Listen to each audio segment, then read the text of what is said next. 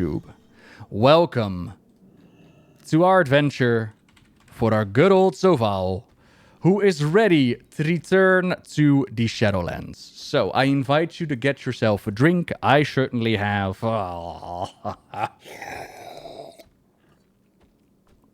As we go back in a very monumental time in Warcraft's history. For many, the endpoint with their adventures in Warcraft. But before we begin, a fair warning.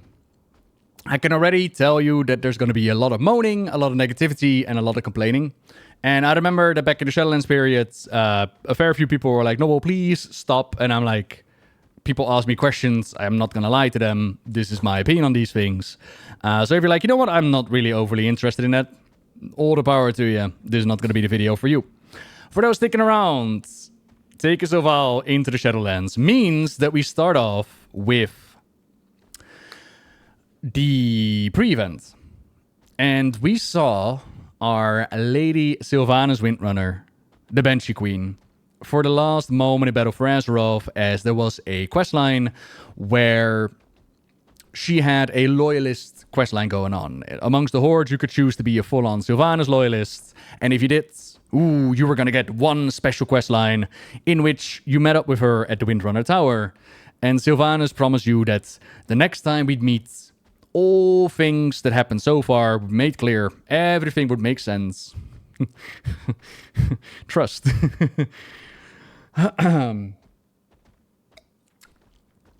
It would all make sense. So, what happened is that Bolvar was leaked. Bolvar was leaked because his image showed up on the store. And people were like, oh, snap, Bolvar's like blue fire going on and all that. What's happening here? So we kind of knew that was going to be involved in Bolvar. We kind of knew that Sylvanas was going to come to the top of Icecrown. But I will say that it was a really sick moment in the cutscene. And we're going to pull it up. Shadowlands, Sylvanas versus Bolvar. Because we start off with actual positivity in the Shadowlands. I know, right? Positive things to say about the Shadowlands. What is this? But it's true.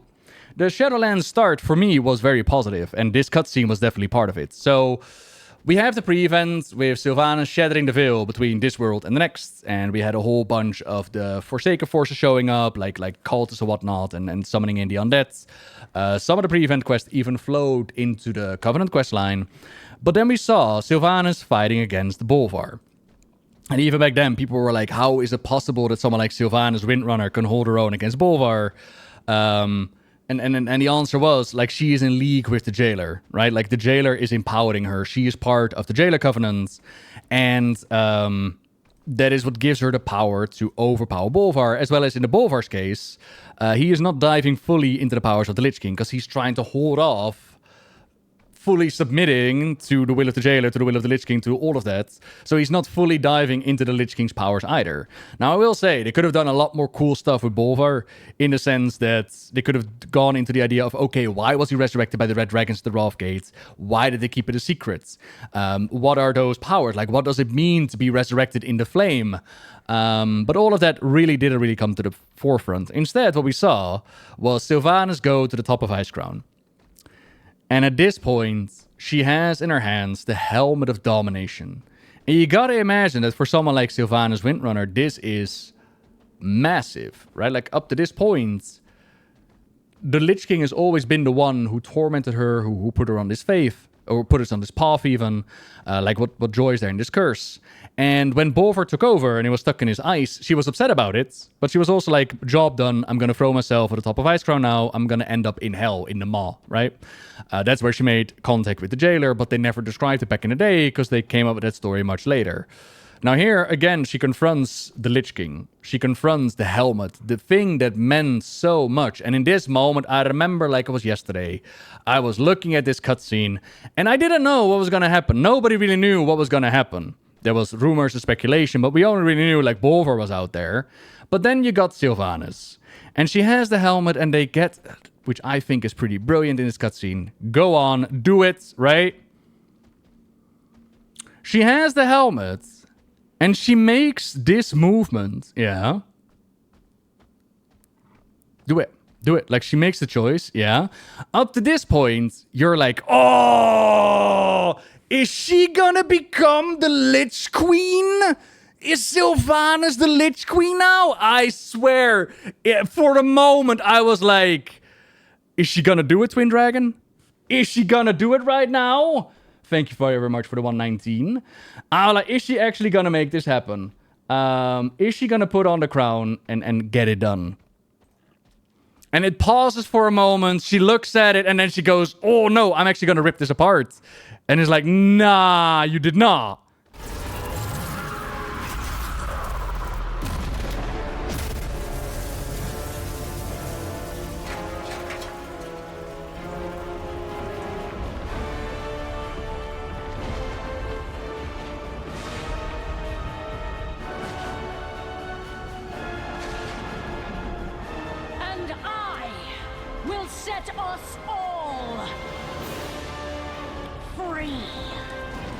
And up to this point, the sky is the limit. The sky is also broken open, but the sky is the limit, right?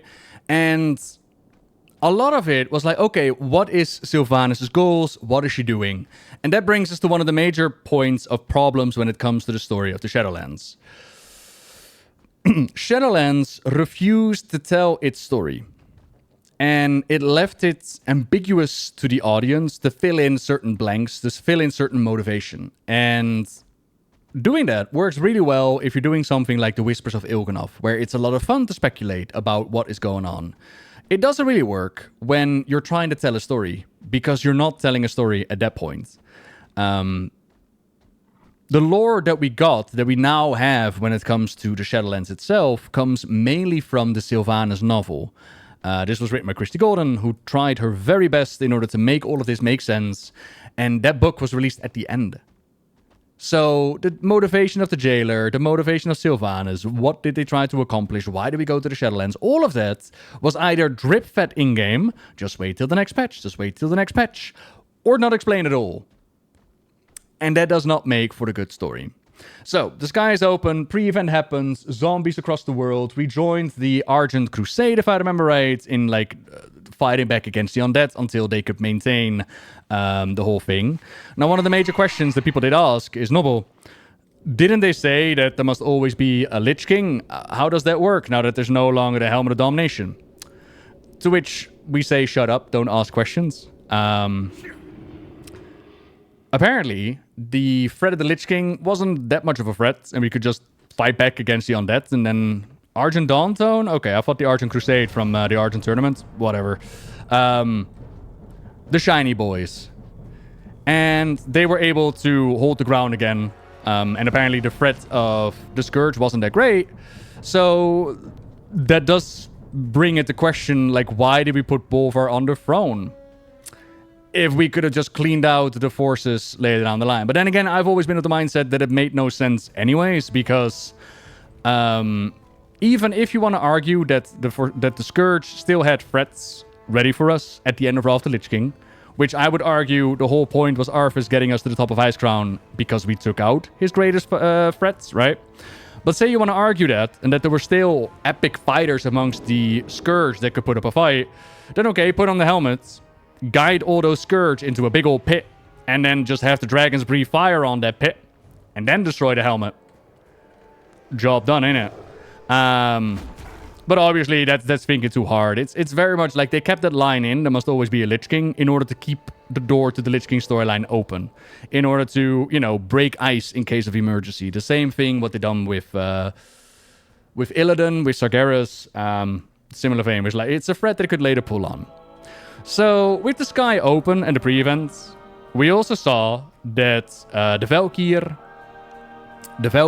under command of Sylvanas, they went out and they kidnapped a couple of our leaders. As I'm trying to get into the maw, why won't you let me into the maw? Oh, there we go. Phew! I was about to say, you won't let me into the maw? That would be devastating. Oh, no. Whee!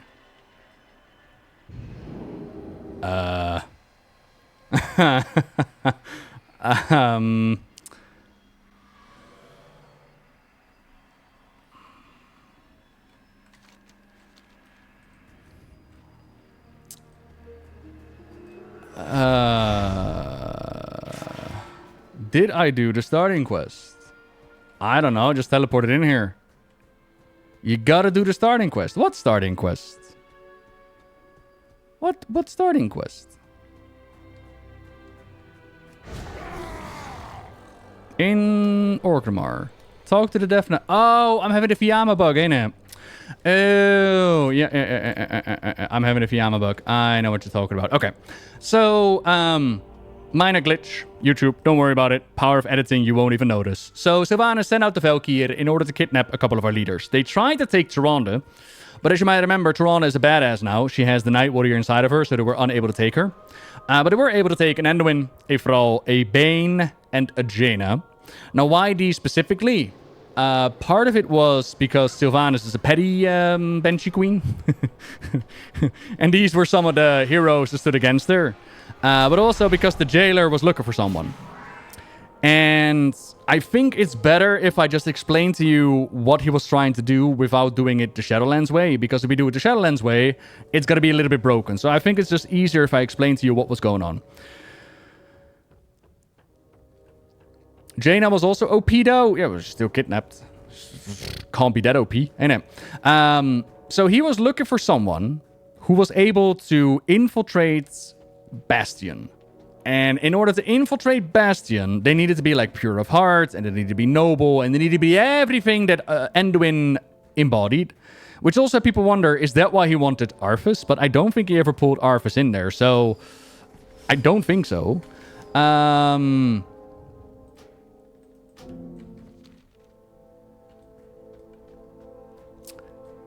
Right, okay. So, but either way, he needed Anduin in order to go into Bastion. It was a little bit of it was a contrived reasoning, in my opinion. Because, okay, if you needed Anduin, why couldn't you literally have anyone else? You could have had me as well, right? Like, I'm pretty sure they would let me into Bastion at that point. But, yeah, he needed Anduin. He needed someone really special. But the way that they did it was in the Maw, Anduin called upon the light. To which the jailer was like, interesting. And it's like, why is it interesting? It just is. And like, oh, okay. Did it have anything to do with Anduin wielding a light that he could go into Bastion? And it's like, no. It had nothing to do with wielding a light. It was the things that he embodied as Anduin, right?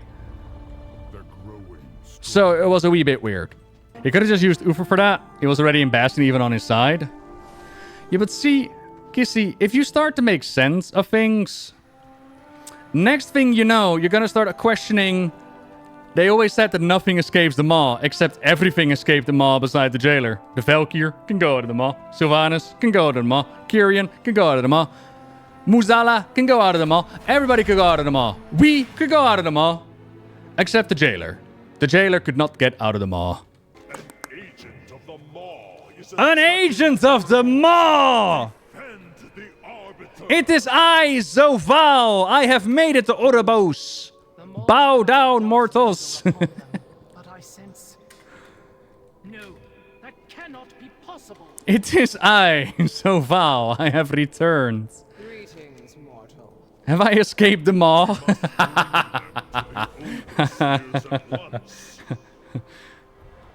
Hola, Ilandra! Look, I've escaped the Maw. Yay! Yay! That being reeks of the Maw. It must be the purpose. It guides us always. Purpose be praised.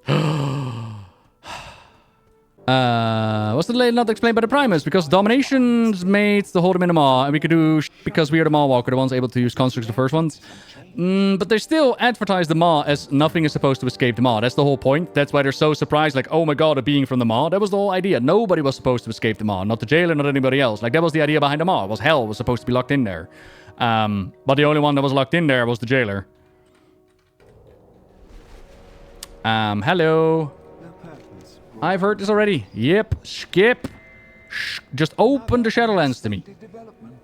Yeah. We shall see to their reception. Alright, cool. Can I go to the Maw now? Choosing your purpose. God. Oh god, which one we're gonna pick?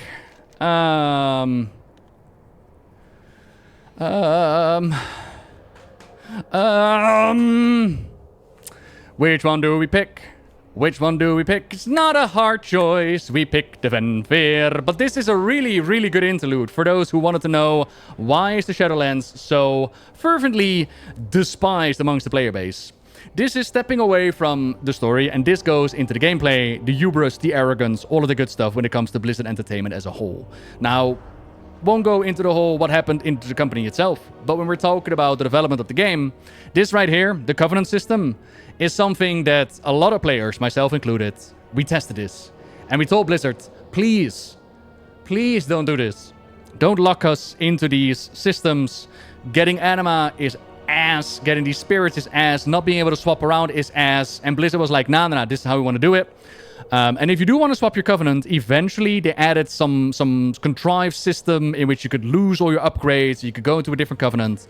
But the thing is, Covenants were more than just a gameplay aesthetic. Because they were like, oh, but this is meaningful choice. And if you choose a Covenant, you are part of a faction. And you are part of the Venfeir. And we don't want to make it feel like you could just change willy-nilly and just work with everybody.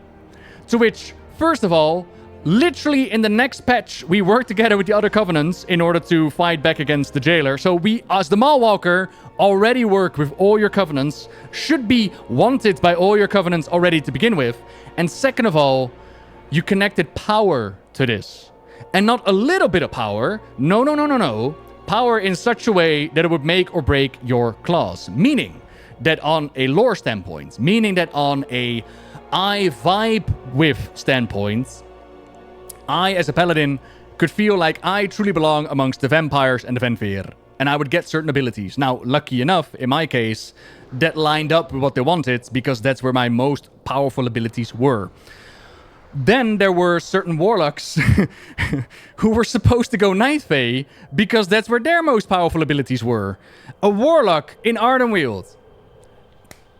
How does that mash? And you were just forced to do it. Now, the argument that was made amongst the player base is, oh, you could just choose what you like. It doesn't matter that much. To which I say, you don't know how World of Warcraft works. Because even on my level, which is very casual, number output matters. My performance of my character matters. That's the whole reason why I do content, why I get gear. WoW is based on a carrot on a stick model. It always has been. And power gains has always been a motivation for players to play. So when you lock it, it's not going to work well. But through the hubris of WoW and Blizzard, they were given this feedback. And they were like, nah, this is what we want to do. And so it was implemented. And as Jakey points out, like pull the ripcord, it became a whole thing. And Blizzard held on to this. And they were like, nah, this is how we're going to do this. I still, to this day, do not know why. Was it because their investors were looking at player retention rather than player enjoyment? Was it because the developers thought that it could do no wrong and this is how it was supposed to happen? They make jokes about it now. They now memingly say stuff like meaningful choice. But most definitely this system right here is part of the reason why stuff started to break. We do talk about the lore on this channel, and in my mind, the lore damage is more long-term. But this is mainly why, I mean, there's more reasons, but this is a big part as to why Shadowlands looking back on it, people are like, what were you thinking? But the lore is long-term. To this day, every single stream that I do, or almost every single stream that I do, we end up talking about the devastation that the Shadowlands has wrought upon the lore of Warcraft. And that is a lot more long-term, because the fun part is, these Covenants, they are part of an expansion. They come and go. It doesn't matter anymore. We are now in a new expansion where they have new systems. It doesn't matter. But what does matter is what they've done to the storyline, because that is still part of the lore forever. We'll get there. Okay. I have been to Zereth Mortis and done everything. Let's see if we can enter them all now, because that's where our adventure began.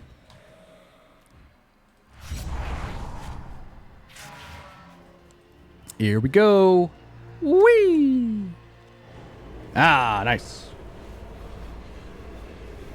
And do keep in mind, by the way, when it comes to liking something or not liking something, it always comes down to opinion. I have a friend of mine who really loves the Shadowlands. They're one of the favorite expansions that they had. I'm not going to sit here and tell them that they were wrong. All I can say is that it's not my experience, if that makes sense. And I can only speak from my experience. And thankfully, we can all have our own experiences with things. Right, so here we have the Maw. And this is where our adventure into the Shadowlands began. If I remember right, you were not allowed to mount up into the Maw to begin with. I think, if I remember right... Oh, God. I'm right. My mount ignores my call within the Maw, but why? Is that not account wide? What do I need to do? What do I need to do?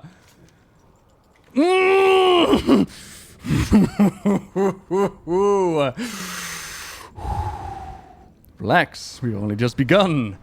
Relax. We just find our Maw mount, okay? We can ride our Maw mounts. They are allowed to ride here. They are not allowed to ride here. Why not?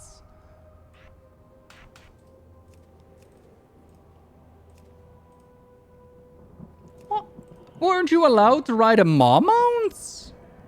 Is it the Shade? Hang on. There was a mount that was immune to the Maw restrictions. And I have it. Not this. No, not... was it a bound Shade Hound? I thought I had it.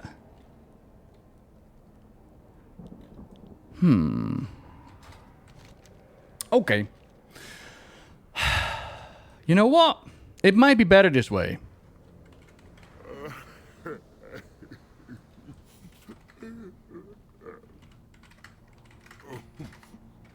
Now we get the true feeling of what it was like in the Maw. So, ladies and gentlemen, welcome to the Maw experience. This is where our journey had started into the Shadowlands. And, admittingly, there were some cool concepts when it comes to the Maw. There was this ancient story about Odin losing his eye and the speculation potential that it had something to do with Muzala, with the Shadowlands. And here we found out that Odin actually sacrificed his eye in order to look into the Shadowlands, in order to make the Valkyr. And he did so in a bargain with Muzala. And Muzala then gave Odin's eye to the jailer. And the jailer used it to keep an eye on us in the Maw. Meaning that the longer you spend in the Maw, the more upset the jailer became with you. You could ask, why didn't the jailer just come out instantly and kill you? To which, once again, I want to refer to rule number 1, don't ask questions. But there were also limitations. Like, the longer you were here, there were, like, assassins sent out, and it would be, like, Valkyr picking you up and dropping you from the sky. The longer you were in the Maw, the more hellish it became. And it was the idea of in and out, right? In a similar vein, with, like, not being able to ride your mounts, they really wanted you to experience the cruelty and the torment of the Maw, which was cool at the beginning. In my mind, that was kind of cool, because over time, you would unlock the ability to get rid of the eye. And so the Maw would become slowly but surely more accessible. You would unlock more areas, you would unlock riding. However, the problem is that they let us stay in the Maw for far too long. I think we stuck here for half a year. And, you know, hell in Warcraft is kind of cool, but not for half a year. Like, walking around in this uninspired grey blob of a land, I get it. It's thematically, it's something, but it's not exactly great. In our adventures for the story, we went in order to find our kidnapped leaders, in order to find Jaina and Winfrau and Bane. Oh, poor Bane, I nearly forgot about you. Tyrande, despite being told not to, joined in as well, and just did her own thing, because she was the badass Night Warrior. She wanted vengeance upon Sylvanas. She also refused to sign the treaty between the Alliance and the Horde. Tyrande was out for blood, right?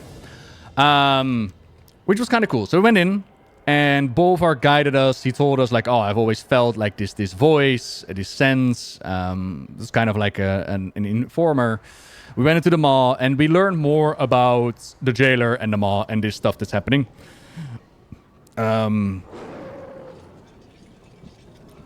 We learned that Jaina and Frau had already tried to escape and had failed, and there was no escaping from the Maw. Again, that was their whole selling point. Like, there's nobody supposed to leave the Maw.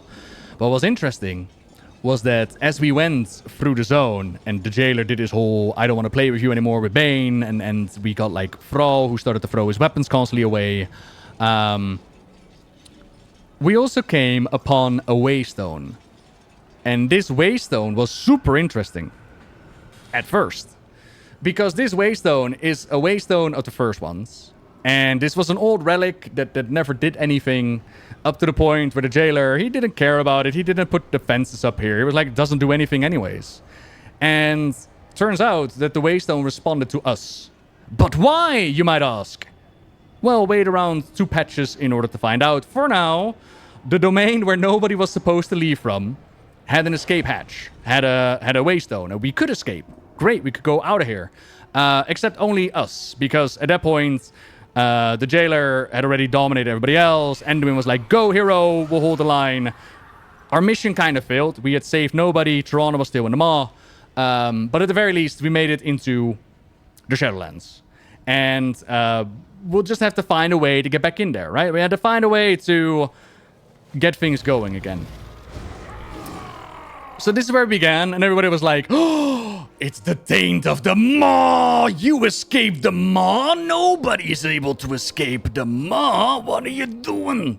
And we met everybody, and they were started to talk about something called the purpose. Purpose be praised. It's the purpose. Purpose, purpose, purpose. Also, as a fun little side note to add more to the mystery of the Shadowlands, after we set up portals, because we can set up portals from the literal afterlife that is Warcraft, we also found a couple of NPCs that showed up in order to do RP sections, like little stay a while and listens, right? Like here we got Jaina, who talks to Khadgar, and Khadgar's like, ha, feeling rather old now, which kind of brings the idea forward, like, oh, is Khadgar gonna die? Hint, hint. But there was also one about... In the book Before the Storm, there was a granny, and her granny lost her kids, and then she goes into the Shadowlands, which brings the suggestion forward that anybody and everybody could just go into the Shadowlands. To which the newser was actually asked in an interview, like, how does that work? How can regular mortals go into the afterlife? Like, isn't that really weird? And he was like, yeah, well, you see, not everybody can go in there. The portals are definitely guarded, but, you know, she just kind of got in there, and it's like, oh. And the point is not so much that they're not allowed to let everybody go into the Shadowlands. My point is more that that opens the idea that mortals can just visit the literal afterlife in their world and find out what's going on, visit people that have passed on and all the good stuff. It brings a very weird concepts to the forefront. So, Oribos, our station. And in Oribos... I got a shirt when I visited. I went into them. I escaped the maw, and all I got was a stupid t-shirt. In Oribos, like I mentioned, we got the purpose, and we also meet the broken arbiter. And we learn a little bit as to how the Shadowlands is supposed to function. I wonder if we can actually see that cutscene on... No, I'll put it up on YouTube. So we go into the Shadowlands, and we learn that there's like an arbiter, and we learn that souls are supposed to be sorted into their different domains depending on how they live their lives. So if you've been a very naughty soul, you will go into Revendreth and you will pay for your crimes, you will pay for your sins. If you lived a very noble life, like an Uther the Lightbringer, for example, you will go into Bastion. If you're like very much warrior-like, you'll go into Maldraxxus. If you're a druid, I was gonna say if you're a hippie, but if you're a druid, you go into Ardenweald. But for example, Sylvanas was also kind of wondering if she was gonna go into Ardenweald. If you were a swole soul, you probably go to Bastion and hang out with the owl people that actually, you know, work out. They actually got like lifts going on. But these are just a couple of examples, right? Like the afterlife, as they've described, has a million different possibilities. In the Sylvanas book, there's like an afterlife where there's a snake hanging out. There's another afterlife where it's all cotton candy. There's an afterlife for people that really like Xalata's feet. There's an afterlife for this. There's an afterlife for that. And the sorting hat, the arbiter, this robot right here, is the one who sorts you into those domains depending on what you've done in life. And if you're really naughty, you go down into the maw, where there's souls that go there that have no chance at redemption. They need to go there. But as we can see, the arbiter is broken. The arbiter gets attacked by something very red and very shiny. And for the longest time, we did not know what broke the arbiter. Again, it wasn't until Zereth Mortis, like 2-3 patches down the line, that we actually got an answer as to what happened. So, we speculated that was it maybe Kil'Thuzz from Revendreth, or was it maybe Revendreth? Because Revendreth is like this whole red anima thing going on. No. What happened? And it's a little bit silly that you never understood this, but okay, what happened, right? You remember Argus from back in Legion?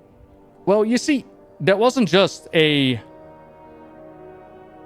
Burning Legion storyline, because as it turns out, the Dreadlords are not actually just demons. No.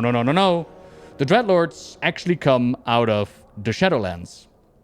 And they work for Sire Denethrius / the Jailer. And in all those years that the spirit of Argus has been enslaved and imprisoned by the Burning Legion and Sargeras and all that time, they pumped it full with death magic. If that sounds super vague, I agree, but they pumped it full with death magic up to the point where its soul's alignment changed. So Titan souls are supposed to go to wherever Titan souls go. They're not supposed to go to the Shadowlands. That's for mortal souls. Titan souls go elsewhere. Where do they go? Who the heck knows? Maybe they go to Titanlands. We do not know, but they're not supposed to go into the Shadowlands. But what they do is if you pump them full of death magic, right? Like millennia full of death magic, then they do go to the Shadowlands. Which was, for the Arbiter, was way too much to handle. Like, oh, can't handle it. So much Titan knowledge and information. Whoa! And the Arbiter got broken. And so all the souls now started to flood down into the maw. Now you might say, oh, what a devious plan the Jailer had. All these souls that go into the Shadowlands, they now go into his domain. They empower him. They fuel him. What could we do? And then you go through the Kyrian Covenant storyline, and you learn that the souls don't automatically go to the Shadowlands. The souls are brought in by the Kyrians. So all the Kyrians had to do was stop bringing in the souls and everything would have been fine. And you might argue, well, maybe they didn't know. But there's literally an NPC there that says, oh yeah, I knew. And then even after we find out, they don't stop. And you might argue, well, maybe the world would be ruined and mortal life would be destroyed if these souls don't make it into the Shadowlands. But the story never explains. The story just says, whoops. Tell me, Kyrians, I do not lie. I swear to you, Super Saiyan, this is literally... Look, I'm gonna bring it up because you're like, what? Nah, this is... I'm gonna show you. Here. Wait, where are all the souls? They should be streaming out of Oribos to the New Realms. There they are. Where are they? They're all going to the Maw. Ben!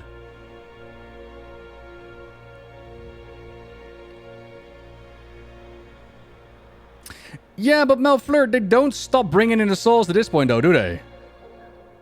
Like, this is chapter 1 of the Kyrian Covenant campaign, which timeline-wise takes place before we take care of the Purple Smurf.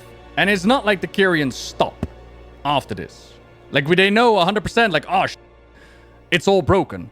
Not to mention that before this, they already knew that something was going on at Oribos as the mana, the anima ways were broken between them as well. And then the NPC that knew, I don't know if it's in here. No, it must be in the live version. Hang on. There was like, I remember there was a party. It was a long time ago. There was a party. There were a lot of NPCs standing there. Oh, well. I'll draw back that one. That they all knew. But at the very least, we can 100% certain say that in chapter 1 of the Kyrian Covenant, the Kyrian find out that the souls are being dropped into the Maw. And instead of doing anything about it, they're like, nah, we're just going to keep on going. And I would have been okay if they would have explained it by saying, like, you know, we have no choice because if we leave those souls on the mortal plane, things are going to go kook. But they didn't. I actually think there was a fuck up on the lore, not on the Kyrian, because if the anima ways were broken, the Kyrian should have been unable to bring souls over in the first place. But the Kyrian could, like, I don't know, fly to the mortal realm and then fly back up, which is also a very fair question. How were they able to go to Oribos in that time? As Rob, the other realms will be flooded with spirits. Yeah, but that's the thing, though, Kimda. That's a perfectly fine explanation, which they've just never given. What we see in-game is that the Kyrian find out that the souls are automatically going into the Maw. They know that it's a big problem, like, oh no, we need to stop the Jailer, how could we possibly do it? And the really easy solution, they don't do. And you're like, yeah, okay. But anyways, where were we? What point did I wanted to make? Oh yes, Arbiter broken. Shadowlands in trouble. They're running out of anima, and anima... It is the soul of this world. They need it. And the anima comes from, like, the souls being put through the ringer on the Shadowlands where they have each their own job to do. And we need to know what's happening with the different domains. We need to know what's happening with the Kyrian, with Meldraxxus and Ardenweald and Revendrev. So we get a little bit, a tiny bit of anima, and we get to reactivate the pathways, starting with Bastion. So that is exactly where we're gonna go. And there was this really cool idea, or I thought it was a pretty cool idea, which is the idea that what we see of the Shadowlands is not what it was supposed to be originally. And the idea behind that is because as we travel through the different domains, right, we enter this domain called the In-Between. And what I kind of thought would be interesting is if what we see of the Shadowlands was originally the In-Between, and that they just kind of build over it. Like this part. And we also got these anima devours that come out, and they're like, ooh, what's going on here? Can we feast on your anima? Here, the In-Between. That is like the true domain of Afterlife. And that what we see with a Bastion and an Ouroboros, that is just dropped in there by the First Ones, by the Eternal Ones, by the Titans, by whatever. So yeah.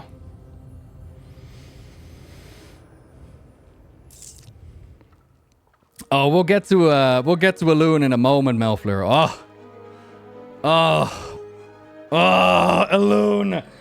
Elune in the Tyrande story.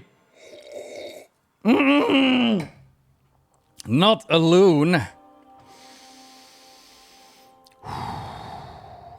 Anima was a mist. Yes, but they clarified different kind of anima. I'm trying to remember where they clarified it. I think it was in the Shadowlands book where they make mention of, there's already a substance called anima. It's very similar to how there's two Hakars. There's Hakar the Loa and Hakar the Howmaster. In a similar vein, they just use a similar term, but it's not the same thing. So welcome to Bastion. And again, on a more positive note when it comes to the Shadowlands, I really liked the leveling and the zones and the build-up of the Shadowlands. And I thought that the Shadowlands had a lot of potential when it comes to Warcraft and its story. In the sense of Warcraft is a very old game, a very long story. And there's a lot of fallen heroes and a lot of fallen villains. And Shadowlands literally gave them the opportunity to bring all of those back in some way, shape, or form. But for the most part, they didn't.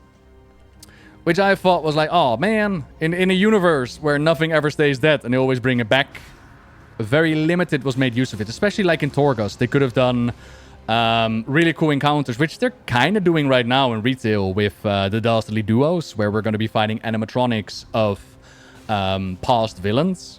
They could have done that in like something like the Maw, like Torghast, but didn't happen. Instead, what we did get was an explanation as to how the different afterlives worked. And here in Bastion, you have to forgive me, I don't know the exact details. I remember that there was something about the noble and the pure and something like a paladin. Like if you lived your life as service to others, you would end up in Bastion, if I remember right. And part of the roles that you could get while living in Bastion is becoming like a proper Valkyr. So, when it comes to the Valkyrie in WoW, you know those of the Lich King, but the Lich King stole that idea from Odin, and Odin stole that idea from the Shadowlands. This is where, as far as we know, the original versions, where the Kyrian are tasked with ferrying the souls of the departed, and those souls are being brought over into the Shadowlands. As we were just joking about it, like, why don't they just chop as they're dropping them into the Maw? At the same time, that is their job. But as you can imagine, if that is your function, if that is your purpose, if that is how you are going to spend your afterlife, imagine your childhood bully dying, or imagine somebody that murdered you dying, or imagine just a really bad person in your life dying. And now you, as a Kyrian, are supposed to ferry them into the afterlife, give them a fair shake, a fair judgment, and just deliver them without strings attached. You might think to yourself, well, I'm not going to do that. That sounds horrible. And the Kyrian agree. They're like, yeah, that mortal connection, that influence, is no good. If you're going to do this job, you need to do it with a pure of heart. So we're going to need you to let go of your past life. We need you to let go of those memories. Now, I think that they actually store the memories, but I'm not exactly sure. But I do know that they get rid of those memories, right? And I thought that was kind of cool, to be honest. I thought it was like, I thought it was an interesting take on why they need to let go of who they used to be and why there was a conflict in their faction. Because there were those, like, wondering, why am I supposed to give this up? They were wondering, like, is that truly what I need to do in order to fulfill my role in the afterlife? And then... Okay, come on, brain. You got this. Then there's a storyline which I'm like, why? Which is the storyline of Uther the Lightbringer and Arthas Menethil. They've added an extra bit of lore when it comes to Frostmourne, which is that if Frostmourne strikes somebody down in rage or like in high emotions, it has a chance to split their soul into two, which is what happened to Uther. And that wound on his soul is brought with him into Bastion. And so he tries to do what all the other Kyrians do. He tries to meditate. He tries to let go of his life. But he's like, I can't. And he's being guided by... let me look up her name. He is being guided by... Devils. He's being guided by Devils. And Devils is like, Uther, you just need to let go. And he's like, I can't. I still feel his blade. And she's like, okay, let me see. And so he shows her. And she's like, what the fuck is happening right now? So she sees the wound. And she realizes that the powers of the Maw have made it out into the mortal domain. Like there's a rune blade in the mortal world. So Devils goes to their leader, Carestia the Firstborn, the Archon. Yes. And she's like, hey, listen, right? Frostmourne, alarm. Hello, y'all remember the jailer that you locked away in the Maw? Alarm, he's out. There's Frostmourne powers. And Carestia's like, nah, that's not possible. Shut up. And Devil's like, but it's true. It's not, nah, shut up. It's not possible, but it's true. And then, for some reason, Devils gets in league with the jailer. First, she started off with being very panicked about his powers being out there, and then she decided to ally with him. And you might wonder to yourself, why did she ally with him? That is a really good question. They haven't really explained. What they did explain, the Devils was like, Uther, let's go and do your thing. Did she ally with Halfyy? Kissy? What's that about? Because if there's more story that I missed out on, by all means, let me know. As far as I know, she allied with the jailer. She met up with him. She talked with him. She was like, oh, that's a charming guy. And just decided to join Team Jailer at that point. But in the case of Uther, she is like, I understand now why you're wounded. And we gotta give you something, right? We're gonna give you vengeance, ain't it? Retribution, all that. So she waits for Arthas to die at the top of Icecrown. And as the Kyrian, they can go into the mortal realm, and they're supposed to ferry that soul without any judgment for the Arbiter to judge it, right? But instead, what they do is they pick up Arthas' soul, they hang out above the Maw, and she pushes Uther to just drop Arthas' soul into the Maw. And that's the thing that happened. And then they became Purple Smurfs, and they started to rise up against Carestia the Firstborn. Clea says, why do we continue to ferry souls when we know that they're being sent straight to the Maw? To which the Polemarch says, it is not our duty to ensure that the souls are reaching their proper realms. It is our duty to bear them through the Veil. The Archon, along with the rest of the Eternal Ones, is working to solve the problem. We must support it by fulfilling our duty, no matter what. I understand. Thank you, Polemarch. Thank you, Soko. Yeah, so they're like, nah, not our issue. It's me, Biggs. Thank you very much for the Prime. So at that point, Devils and Uther, they're part of the Purple Smurfs, and they're the opposing faction amongst Bastion. And slowly but surely we find out that is happening in Bastion, right? That they're rising up and that they're going against it. Now, unfortunately, Devils became a dungeon boss. And during the campaign, so before the dungeon, you didn't know the fate of devils. It wasn't until you went into the dungeon where you found out, like, okay, that's how devils died. So the order of events was out of order, and you killed her before the storyline actually got you to kill her. Now, if I remember right from the storyline, they eventually figured out that it's like Devils that's the paragon of doubt, and Devils is like working actively against Carestia. Then at some point we actually join Uther's journey as well, and Uther travels into the mall where we find out more about Halfyy, but Uther also discovers, uh-oh, whoopsie daisy, we're actually in league with the jailer. I didn't know that. This is awful, this is horrendous. Now Uther was more like a pawn, whereas Devils was full on in league with the jailer. So Uther, change of heart, steps to the side, it will play a bigger role later, whereas Devils is taken down. We also have their forces break like an altar of ascension that they have in Bastion. And during the Covenant campaign, you work very hard in order to repair that altar of ascension. And you do this by traveling into the other zone. So you ask like Ardenweald for help, and Ardenweald gives you like a ferry that becomes the heart of the ascension. You ask in Revendreth for aid, you ask in Maldraxxus for aid, everybody helps out.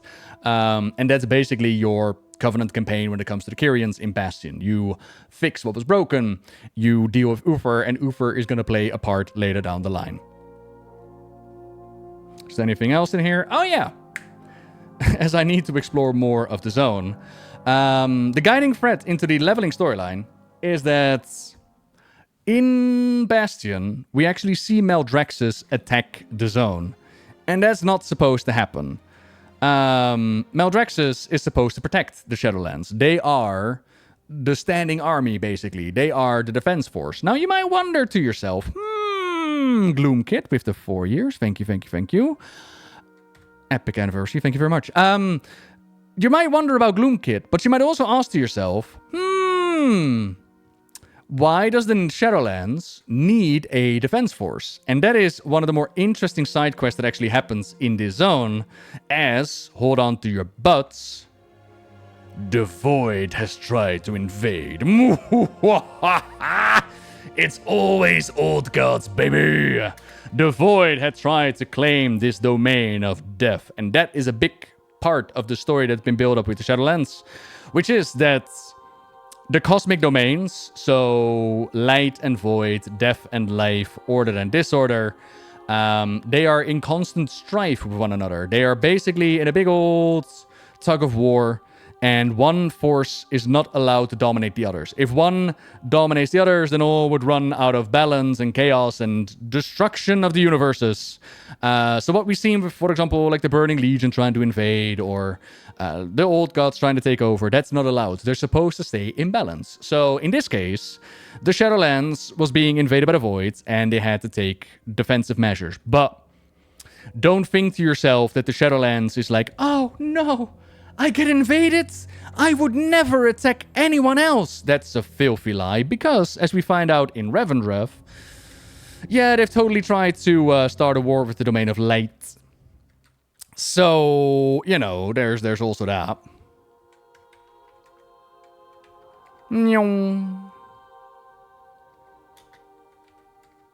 We put it like that. It's weird that it's not Life Domain trying to invade the Shadowlands. It might be explained in the sense that they are kind of like, you know, two sides of the same coin. Draka spying a Legion as well, in a really cool cutscene actually, where Draka is changing her class from like warrior maiden to a fucking infiltration rogue. I really like that cutscene. That was well cool. Is that how the shard ended up there? Yeah. And that's also why a big part of Revendreth is all shiny and light and they just die as vampires. It's because of the war with the light. Yup. Primus is the real jailer. I will die on this hill. I really like speculation, but I have two counterpoints. One, if they wanted to make the Primus the jailer, they could have done so in Chronicles Volume 4, which they didn't. And two, even if they make the Primus the jailer, right, like the real mastermind behind things, what does it do besides there's a guy behind the guy? Yeah, all right. Doesn't change the events of the Shadowlands, though, I know. And third point, that would mean that we go back into the Shadowlands story, which, no thank you. Yeah, let's go back. What's the speculation on that? The speculation is that the jailer was just a puppet of the Primus, and that it was actually the Primus manipulating events and getting things started. I was told there would be drinks! There is, please! Oh, a lot of it. Look. The Nephews was awesome, for sure. Void versus Death, I have to think about the Illyria comic where they're panicking over Sylvanas. Hope this still comes into play. Mm-hmm.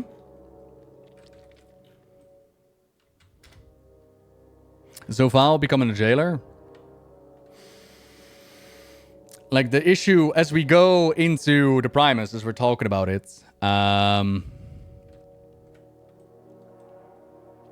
as we're talking about the Primus, my major issue with the Primus, although this wasn't, okay, in the newser's defense, this never made it into the game, and it was part of an interview. But it kind of made it into the game. So the idea is that the Primus is kind of like the leader, is the big brains. If we have like a Deathwing leading the aspects, or being the military strategist behind the aspects, then the Primus would be the military strategist for the Eternal Ones, right? Dude was super smart. He was so smart that after they banded together and locked away the jailer, he was able to make voice memos and warn people like, look, listen, right? If you are reading this, then my predictions have come true, and the jailer has turned his bonds into weapons, and I left behind 5 different crystals which you can make an uber sword with, and I left some weaponry behind, and, you know, just in case, I gave you all the tools that you needed in order to defeat the jailer. So, the Primus, he was really good at predicting what was going to happen. So how was he captured by the jailer? And in interviews, they said that he was like this master strategist that had used an ally with powers over time to run like 1,000 different simulations. The dude was supposed to be super duper smart when it comes to like brain plays. And then he is smart enough to realize that the jailer might be breaking out, but then not smart enough to realize like, oh, I'm gonna get captured. Like, why? Why did he let himself be captured? Is basically my question. Because he knew he left messages behind. Why? And then, like the jailer concept art looks a lot like the Primus. I've heard this speculation as well, that because the Primus jailer art, the NDA art, got leaked, that is the reason why they quickly decided to change the look of the jailer. And I don't know if that's true. I haven't heard anything about it. I do know that the concept art has been used for minions in Torghast, so it's not like it wasn't used. I do know that when it comes to NDAs, they're not supposed to be broken, and the concept art is what it is. Like, it's concept art, it's ideas that they have. So maybe it was already always the idea to make the jailer the way that it looks, because, like, trailers and cinematics and all that, they're difficult to change on the fly, ain't it? But maybe... Like, it's hard to say, ain't it? Like, we'll never know. We will never know.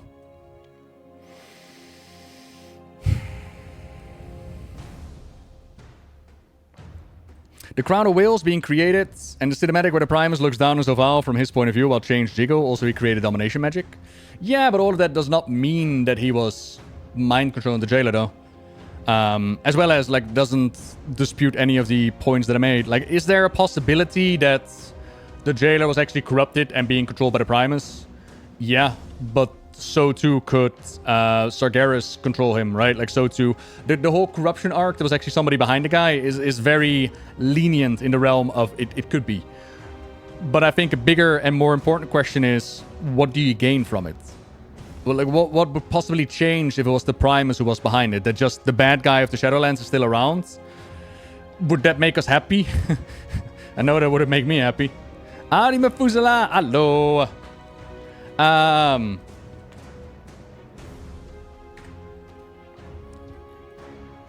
You gain a Shadowlands sequel. Yeah, exactly. Exactly. Ari Weber. So, welcome to Maldraxxus. Like I said, this is the metal place. This is where you go, where you love warfare, represented in the different houses that are here. I believe that they've also given the origin of necromancy to this domain. And in essence, you had like different factions. You got like the Butcher faction, and you got the Plague faction, and you got the Infiltrator faction, and all kinds of good stuff.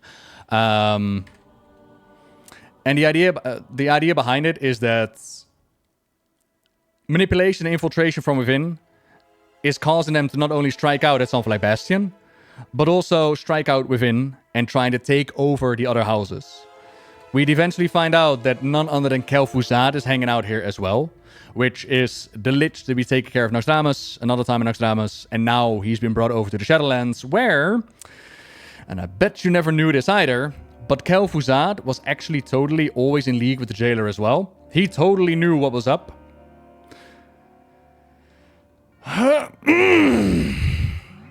Just gonna take a little sippy sip for that one.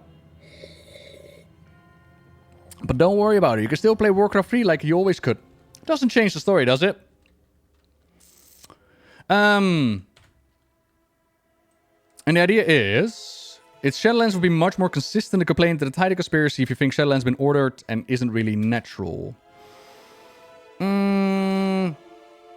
I mean, Shadowlands would be more consistent with the Primus being the reason behind the Jailer. Again, I don't see a difference in the events of the Shadowlands with the Primus being responsible for it, if that makes sense. Like, it would just be a marionette behind the shadows that pulls the strings, but the strings are still being pulled in the same way. Unless I'm missing something there.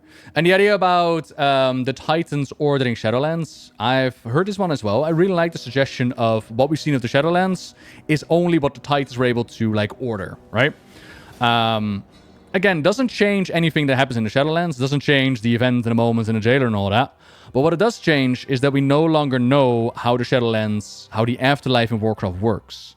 All what we know is what the Titans created, and the real afterlife is still out there. That part I really like, because I don't like that the mystery of the afterlife of Warcraft has been solved. I don't like that part. So for that, I kind of like the idea. In a similar way how apparently the Titans have ordered the domain of life, if that makes sense. So as I'm cruising around here, as we see the Margraves and the Butchers and the Fighters and all that, we enter with like a big old arena fight, and we quickly meet some familiar characters. One of them is Draka. Draka is Thrall's mother, and Draka was a big part of like the Maldraxxus cinematic, in which she indeed infiltrates a Legion world. She's like reclassed from a warrior maid into a rogue kind of deal. And this also gives Thrall eventually a chance to talk to his mum. But of course, the big question was, where's Durotan? It's always been like Draka and Durotan, right? And jokingly, we said like, oh yeah, that's probably her mount that she's riding on. But as it turns out, loved ones being separated was a big motivation for Sylvanas to join the Jailer. And the idea is that no matter what you do in life, no matter how much you love someone, you don't have control as to who you end up with in the afterlife. So Draka might miss Dirt. Like, imagine being so intertwined, loving each other so very much, and because of the sorting hat putting you to two different domains, now you're spending eternity in the afterlife separated from each other. That sucks. That's not fair. So it was part of the reason as to why Sylvanas decided to join the Jailer. Again, this is described in the Sylvanas novel. It's not so much in-game, but it's there. So we hang out with Draka. We also see Lady Vush again. And I thought Lady Vush was interesting. And a big question that I had when it came to Lady Vush is that, okay, if Kilfa Sunstrider gets sent to Revendreth, how come Lady Vush enters Maldraxxus? To which she had a really cool answer. It wasn't shut up, stop asking questions. It was, I'm Lady Vush and I'm way more badass than Kilfas. Stop asking questions. I'm paraphrasing here, but Kilfas actually ends up with Lady Vush and talks about it. And she's like, yeah, I'm just, you know, I'm just better, I guess. During our adventures here, as I mentioned, we find out about these messages from the Primus, who worries about the Jailer turning his bonds into a weapon. We reunite the houses. We get together at the seat of the Primus. There's also... Oh, was it Mograine? Was it Alexandros Mograine who we partied with here? Was he like a baron? I think he was, right? He asks, yes, okay. So Alexandros Mograine, the Ashbringer, also ended up here. And he asks, like, why did I end up in Bastion?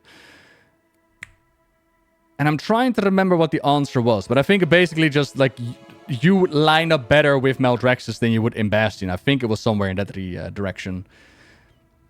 And we rescued Alexandros from the Maw. Right.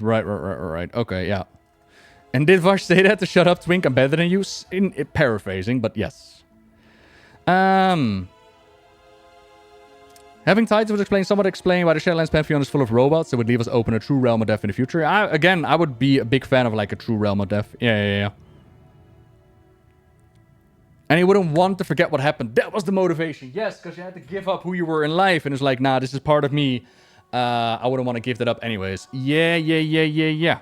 Gotcha.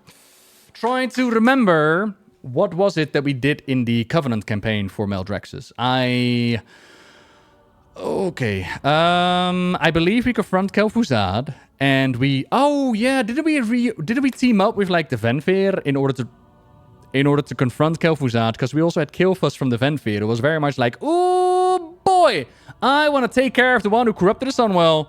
And then we ended up there, and it was like, Killfuss, behave yourself. And he would land like, bark, bark. He's like, yeah, that's right. And Kel'Thuzad managed to escape, only to come back later as a raid boss. But we did get like the Staff of the Primus and the House of the Primus, and we uncovered like the manipulation from within, and we reunited the houses and brought everybody back together in Maldraxxus. Awesome. That's what we did. But we did lose the big leader at the beginning, which has people still sad. The one that they use, like the promo Maldraxxus, the big boy, he dies at the start. But then, like, Maldraxxus, Draka and whatnot take over. Yeah. Okay. Shadowlands was all over the place, and I like the pieces. They're like I said, leveling-wise, I really enjoyed Shadowlands. I thought that the start had a lot of potential. I thought it was really interesting to learn more about the domains. The cracks didn't start to show... Well, I mean, the cracks definitely started to show. Haha, get it, because the sky shattered. But the bigger problems came later. But there were definitely problems already at the beginning. Mainly in, like, the Maw and the Covenants. But story-wise, they were definitely building something. And I want to... Like, in my mind, Shadowlands is not remembered as, like, the worst expansion for many because of the story. Because... For many, at least for myself, the story has always like been the cherry on top. It's the atmosphere, it's the background, it's the setting. But usually it's gameplay that drives why people log in. At least for my sake, I don't log in daily to get more story, because the story at some point is just done, right? Like you've done the raids, you've done the questing, there isn't more story to log in for. So I log in for the gameplay. And that's always been a great part about WoW, in my opinion. So... When looking at the Shadowlands, like, yeah, the story was not great, but let's not pretend that that was the major issue in that one. Does undying in the afterlife open further questions? Yeah, apparently that's like your true death, so your anima becomes one with the land, instead of being able to perform duties and whatnot. Don't ask questions about the Shadowlands. Ha! Why some people in Maldraxxus got to keep how they look in life and others get turned into bugs and abominations? Maybe. But I want to write it off as a choice. I think it's a choice in order to... But I'm not sure. That's another thing, by the way. Now that you mention the way that people look and the spirits and whatnot. At some point, people asked, like... How does that work with alternate realities with duplicate souls? So, for example, we have a Garrosh Hellscream on alternate Draenor, and we have a Garrosh Hellscream here. More to the point, we have a Gul'dan. Gul'dan is a big example. How are those souls judged by the Arbiter? And in my mind, the answer would have been really simple, which is the souls don't look like they used to in life, right? So even if you come across a soul, it's going to be really difficult for you to say like, oh, that's Gul'dan 1, that's Gul'dan 2. So just judge these souls separately, right? The answer in my mind was not that difficult, but the news are thought differently. And the answer that they gave was that souls are part of a rope. And these alternate souls get back together before being judged by the Arbiter. And that's how it works. Your soul, your alternate reality copies are all part of a rope. Which makes no sense, because we got Garrosh Hellscream, for example. There is a version of Garrosh in which he is the best war chief ever, as described by the Bronze Dragonflight. And we got a Garrosh that's our Garrosh. So, they lived completely different lives. What do you mean they get judged the same? What are you talking about? But yeah, that's apparently that was their choice. Alright. Have you seen Fate Scribe Rotal? That the player character are blessed by great power and come back from death over and over because of that. Really? Interesting. I thought it was the Vraiku Kyrian refusing to carry our souls over. Interesting. I do recall that they were making mention of, oh, you're a child of Azeroth and therefore you're super duper special, but that storyline never really went anywhere. That's interesting. So welcome to Ardenweald, zone number 3. And I'm trying to remember... Oh, God, what brought us into Ardenweald? We've done Meldrax's, we've done the sword, and then the domain opens up. Oh, yeah. Oh, right. Because... I think it was because the Primus warned us about the jailer potentially releasing, and Ardenweald was like holding down the fort in order to keep the jailer imprisoned, and they were using their trees in order to keep the maw down. And I think that's why we went into Ardenweald to ask the Winter Queen, like, hey, you okay? The Drust invade? The Drust invade where? No, I'm talking about why we went into the zone to begin with, right? Go and speak to the queen, she needs to know, and then you arrive there, but she's busy. Right. Yeah. If I'm the only good version of myself, but the others are all the worst possible, it's my fault. Yep. That's their ruling.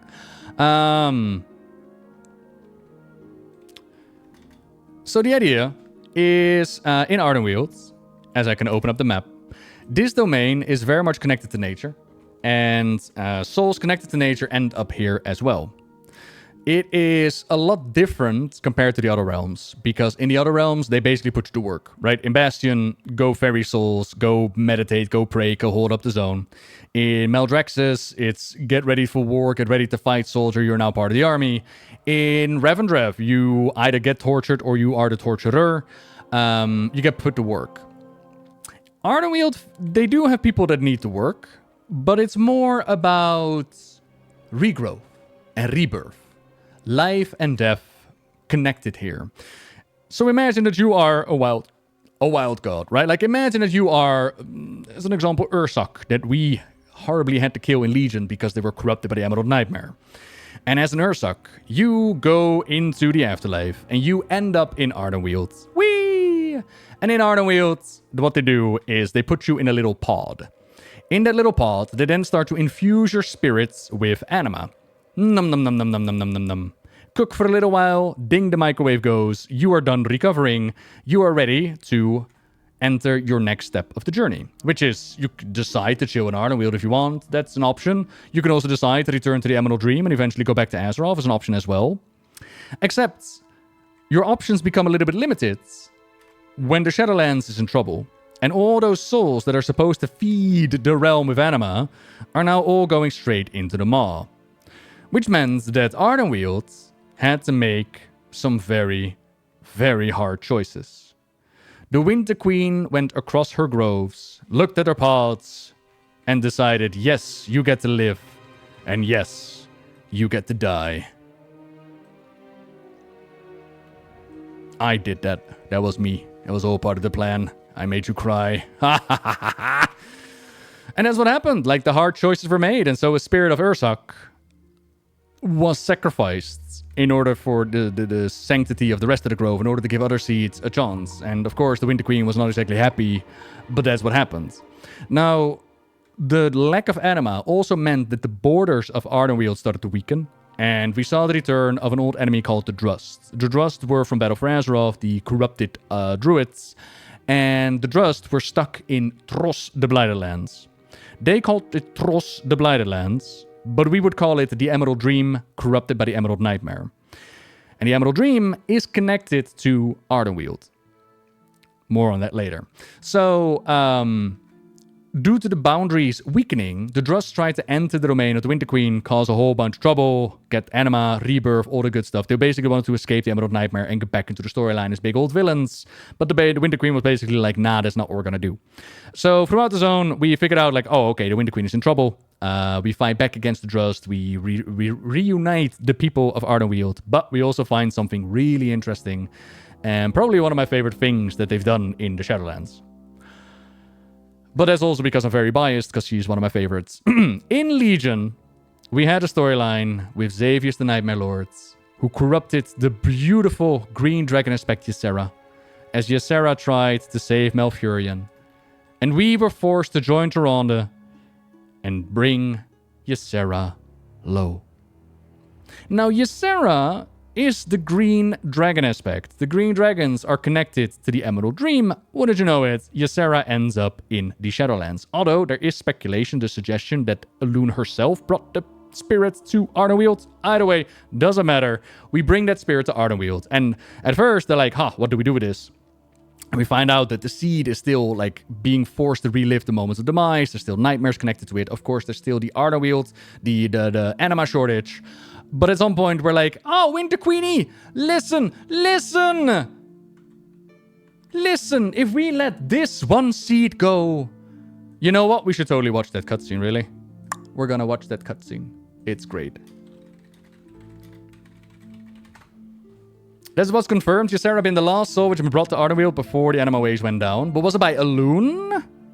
That's more my question. Did Elune actively bring that soul into Ardenweald? Ysera reborn. My queen, please help us. This is of my sister. Why have you brought it to me? This one is slipping away. Is that because I'm wearing the cap? Is that why the audio sounds weird? Our duty is grim. Many have been lost. Why would I save her? Design of the Winter Queen is sick as well, by the way. I really like that. Pet. Those who have dreamed by its side awaken with a joy and peace that whispers of wonder. If she dies, then all that is Emerald dies with her.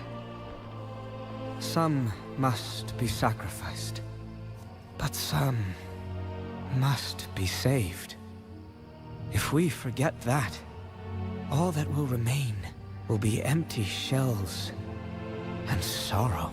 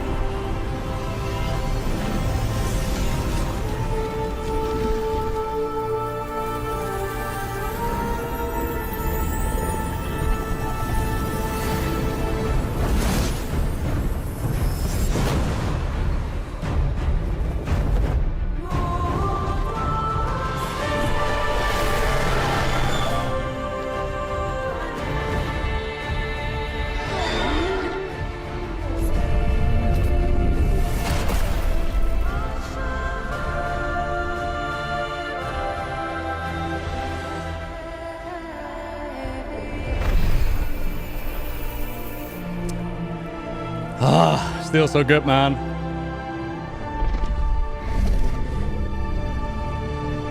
Still so fucking good. So yeah, Ysera went from the Emerald Dream to the Shadowlands. To the question, by the way, like was she brought here over by Elune? I don't think that they've confirmed it. Like if there's a source for it, I would love to see it. But as far as I know, as we're talking about it in the chat, Ysera died before Argus died. So Ysera going off into Ardenweald could have just been a natural progression. Like she would have been the last seed still making it there. Because the moment that Argus was slain at the end of Legion, that's when everything was broken in the Shadowlands, ain't it?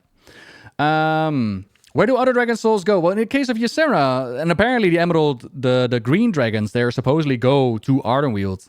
Where do other dragons go is a good question. Like, do they go to the Shadowlands? Do they have, like, their own domain that we haven't seen?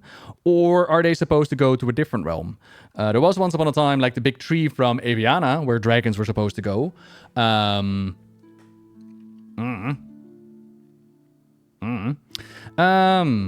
So, when it comes to her sister, by the way, she mentioned in the cutscene, and there was a big speculation about who is the Winter Queen's sister.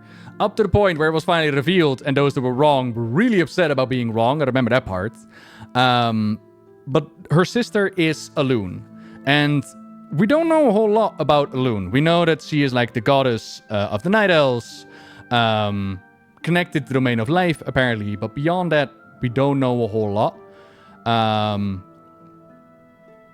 In my realm of speculation, I think that Elune is to the domain of life what the Winter Queen is to the domain of death. Meaning that in the domain of death, we've met like the eternal ones, like the Pantheon of Death. So we met the Primus and the Nephrius and the Jailer and the Winter Queen and Carestia. I think that each domain has a Pantheon like that. So for the domain of order, you would have the pantheon of the Titans, like an Amantul, Sargeras, I want to say Kezelgar, but that's not his name, Kaskarov, you know, the Titans. And then the domain of life, you could have something like an Elune, or the Loa of Change that we met, or insert beings that we haven't met yet. But that could be. We don't know. All we know is that there's a connection between the Winter Queen and Elune. Are they literal sisters? I don't think so. I think they're sisters in the way that life and death are connected to each other. But maybe. We don't really know, right? What we do know is that the Winter Queen is not happy with Elune. And we won't find out why she's happy with Elune until a little bit later. And I want to keep that, because I'm going to be really upset when we get to that storyline, and we're not quite there yet. In the way of the campaign, in my mind, the Night Fae campaign was one of the more interesting ones, but it was also all over the place. In essence, the Night Fae campaign, basically the storylines that they needed to wrap up, they just threw into the Night Fae campaign. So there was a play in which you got everybody up to speed as to what happened so far. There was Vol'jin's spirit, who ended up in a pod and saved like a bunch of Loa and potentially comes back as the Loa of Kings. There was the Drust trying to invade, which we sent back. That character that you saw in the cutscene, they got sacrificed. There was the... Was the Night Warrior storyline part of the Covenant campaign, or was that part of the side quest? The side quest, surely. Surely they would have locked it behind the Covenant. Surely there was a side quest. No, there was a side quest because it was happening with the sigils. No, it was 9.2 or whatever. No way that Night Warrior was Covenant. Was Night Warrior Covenant? Saving Tyrande was Covenant, wasn't it?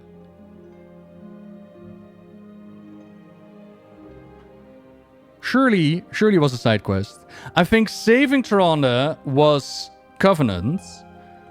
I think Tyrande going after Sylvanas was main quests.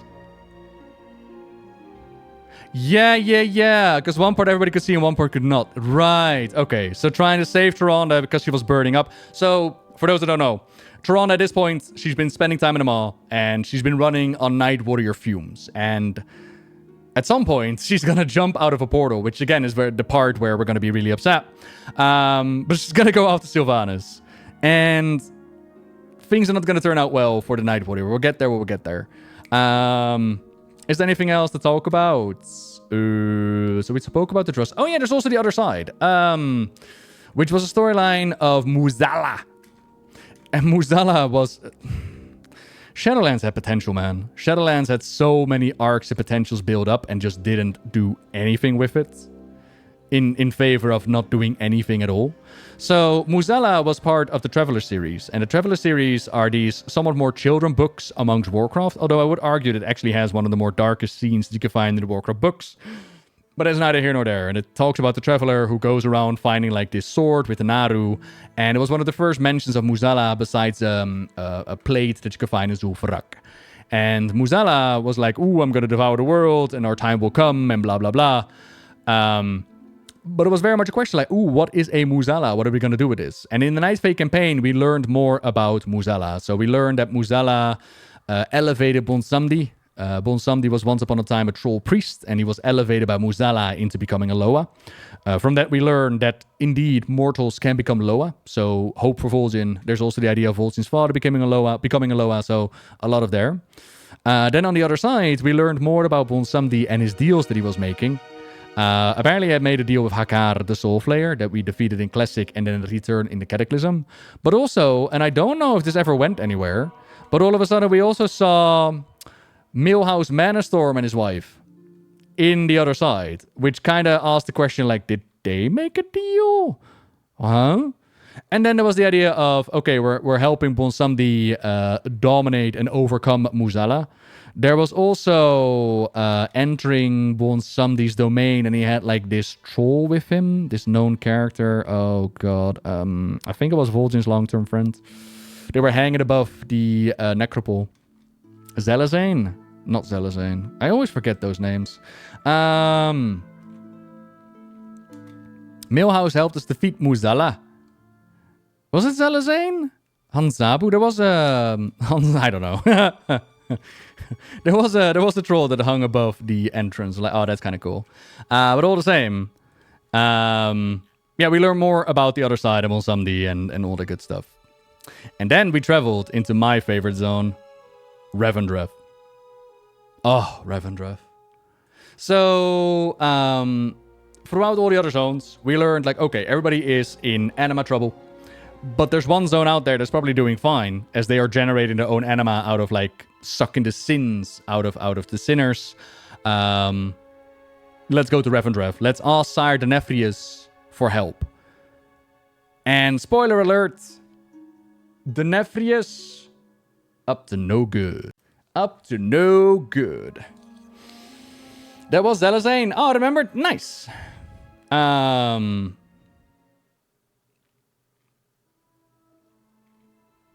We learned from another Nightwater? Yeah. Maybe I will return to Shadowlands for further development. I genuinely wonder what their idea is behind the Shadowlands. We were speaking about this last stream as well, with the idea of maybe they should just give the Shadowlands a proper farewell instead of what they're doing right now, which is trying to sweep the Shadowlands under the rug. Maybe they should deal with the jailer and what he saw, and maybe they should just, you know, put a bow tie around it, use speculation of, oh yeah, this is actually just what the Titans have done. Like, for me personally, I don't want necessarily to go back to the Shadowlands, but you can't just let it go, because it's interwoven into their storyline. And it's not like they made a big secret about Anduin's trauma from the Shadowlands.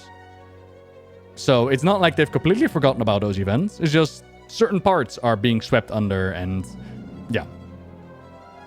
Remember what they teased with the Tar and Heritage Armor questline? Yeah. I mean, it happened a little bit. You know, certain... Like, the Shadowlands were definitely in trouble. It's just Bane did nothing about it.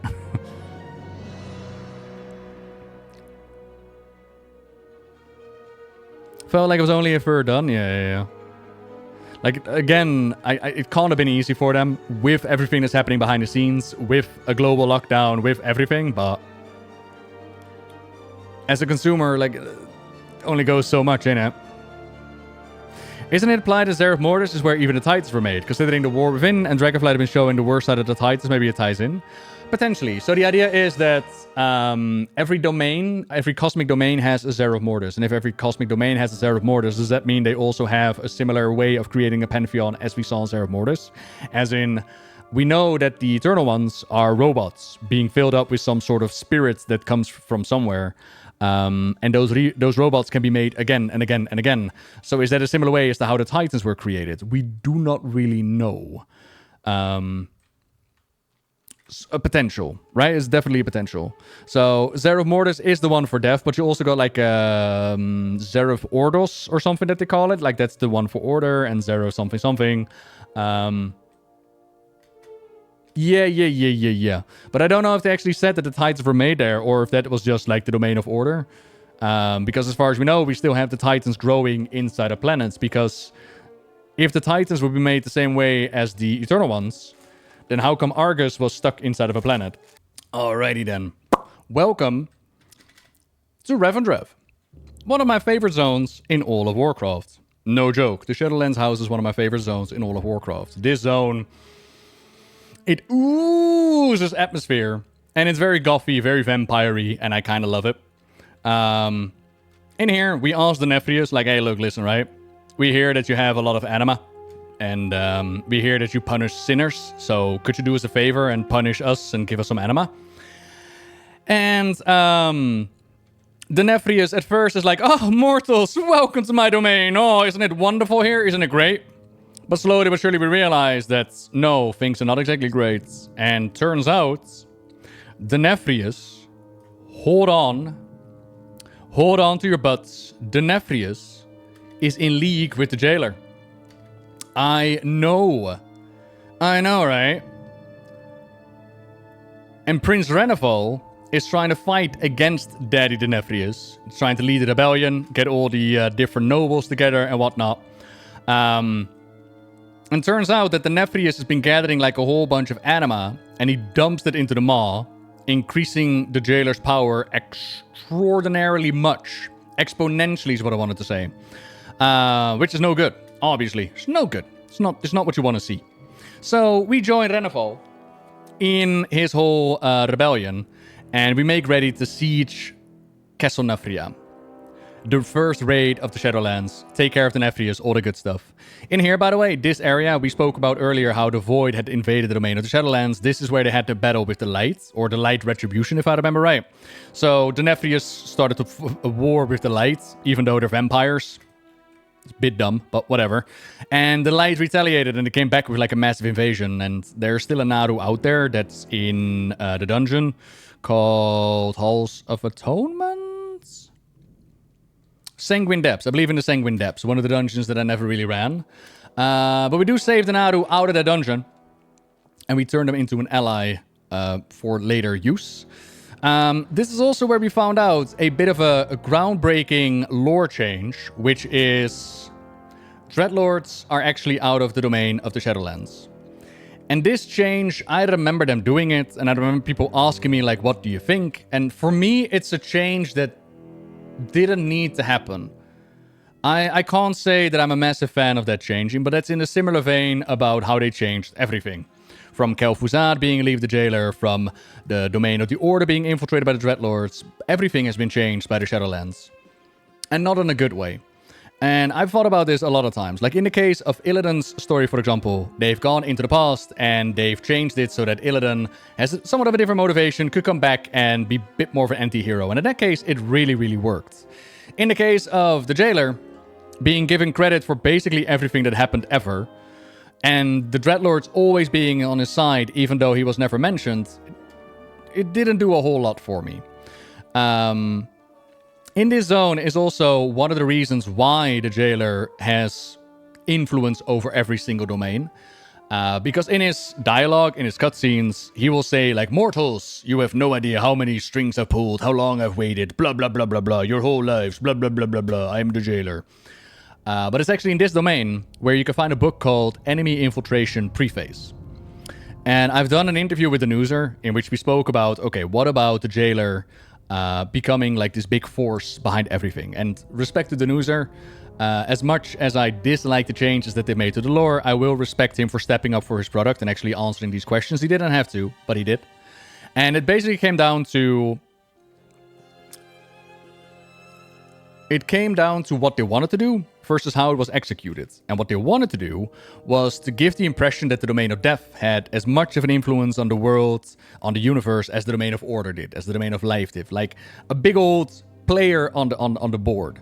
But it's gone overboard with that book. And in that interview, he also mentioned, like, we didn't fundamentally change the storyline. You can still play Warcraft 3 as you did back in the day. We didn't go back and change that. But to that, I highly disagree.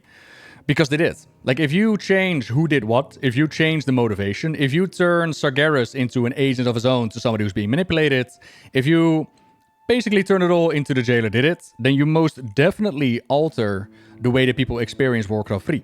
Just the other day, I was playing the campaign with Kel'Thuzad and Arthas as they were sneakily working against the Dreadlords.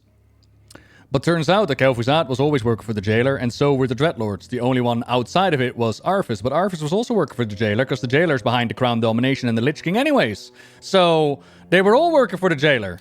Like, what do you mean it's not differently contextualized now? You changed it on a fundamental level.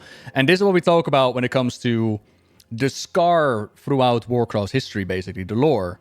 Like, you can't reverse that. You've altered that now. And you can go forward and try to make something new, but you already did this.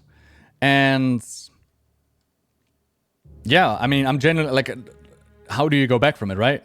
Also, and this is something that I wonder. Like, I understand that the intent was to make Dev like this big player, but somebody signed off on these choices. Somebody looked at this script, at this storyline, and they're like, yeah, this is what we want to do.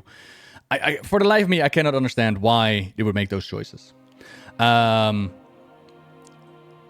But, you know, it's neither here nor there. You can't reverse the clock in that way. Like, it happened. Back to the case of Revendreth. So we find out about the Nephius. We ally with the Prince. And in the Department of the Covenant, you learn more about the Way of the Venfeir. And you go around getting the houses on your side. And each of them has, like, an emblem. And whoever has, like, I think it's a necklace? But it might also be a crown. Whoever has that crown can, like, control uber powers. Like, be really, really powerful. But it's the Nefrius design. So the first time they try to put it on, the Nefrius nearly takes them over. And then we're like, okay, we need to fix this a little bit more. But eventually we managed to fix it a little bit more. And then we actually have the power and all that. And we also go into, as I mentioned, Castle Nafria. In Castle Nafria, again, atmosphere is amazing. Really cool boss fights. And in the possession of the Nefrius, there was this really interesting weapon called Remornia. And Remornia makes dialogue about, oh, master, I want to taste human flesh again, or flesh again, something like that. Which means that Remornia and the Nefrius have left the domain of the Shadowlands before. And Remornia, even Remornia had more personality than the jailer. Not to mention the Nefrius having such a huge amount of personality, because a lot of people really, really liked the Nefrius. Up to the point where they're like, could he be the one responsible behind the event of the Shadowlands? That would be awesome, because I really like that guy. But that didn't really happen. Like, we took on the Nefrius, we struck him down, and in his last moments, he enters Remornia. And then Remornia is placed under the guardianship of the Naru, who beams it like with light, so it like weakens the Nefrius. But don't worry. Later down the line, the Dreadlords will show up and they will rescue the Nefrius, fly him off into some far, far away, to not be seen as of yet. Who knows where they're at right now? It's just they flew away. Beyond that, we also had an interesting character show up in the raid. 2 of them, actually. One of them is Kilphas Sunstrider. And Kilphas was the prince, right? Quel'Thalas. We defeated Kilphas Sunstrider with the Burning Crusade, and my man had a fair few sins upon his back. And so they send him into Revendreth. He was judged, he was sent into Revendreth, where he had to pay for his sins. But that wasn't enough for the Nefrius, who looked upon Kilphas and he was like, you know what we're gonna do? We're gonna give you more sins. We're gonna make you the sinniest of sinners. We're gonna give you other people's sins. So they gave him more and more and more sins. Which is why I thought that maybe they used Kilphas in order to like blast the Arbiter, right? It was before we knew about Argus. But that never was a thing. Instead, it just made it more difficult for Kilphas to overcome his sins. But we did help him. We brought him into the Venthyr Covenant, where that is actually their purpose. Like, you might look at Revendreth and be like, oh, they're so naughty and they're hurting people. But it's not just about hurting people and paying. It's also repenting and trying to cleanse and perhaps become part of the Venthyr cycle. It's really well explained. And we still have Kilphas in our covenant. They may mention that, you know, he still has a lot of work to do. But maybe at some point he will find, you know, that peace, that clarity. Then for the second character, which sadly for the Shadowlands, but awesome for us, is one of the most badass moments that the Shadowlands had to offer. So, in the introductionary cutscenes of Revendreth and the Nefrius and whatnot, we already heard like a scream in the background, and we already saw that none other than Garrosh Hellscream was being milked by the Venthyr. Garrosh, of course, was war chief of the Horde. Eventually, he was brought low and kicked out of the Mental War Chief to then escape judgments from the August Celestials to go to Alderaan Draenor, where then Thrall gave him his final execution, right? And upon his death, he was sent over to the Shadowlands, where he was judged, and they sent him over into Revendreth, where he had to pay for his sins. But Garrosh was like, nah, that's not how my story goes. Nah. Up to the point where he became such a juicy... I'm trying to think now. He wasn't part of Revendreth, was he? He was part of the other raid. Doesn't matter, we're here now. He was part of Revendreth for a little bit, and then they moved him over because he became such a juicy milker that they sent him over to the jailer Torghast because the jailer wanted anima, and you know, they started to suck him dry there. And then this happened when we dealt with the fight.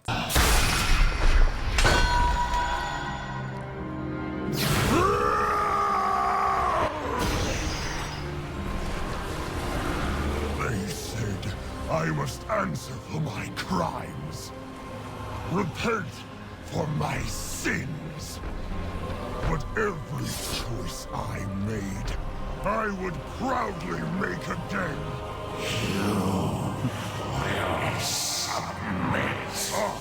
Submit to no one! Not you! Not the jailer!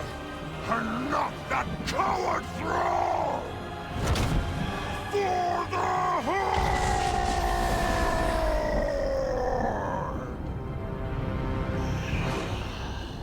Yeah! And that's what happened when you die in the Shadowlands. That's what happens to you. Bye, Garrosh. Whey! Okay.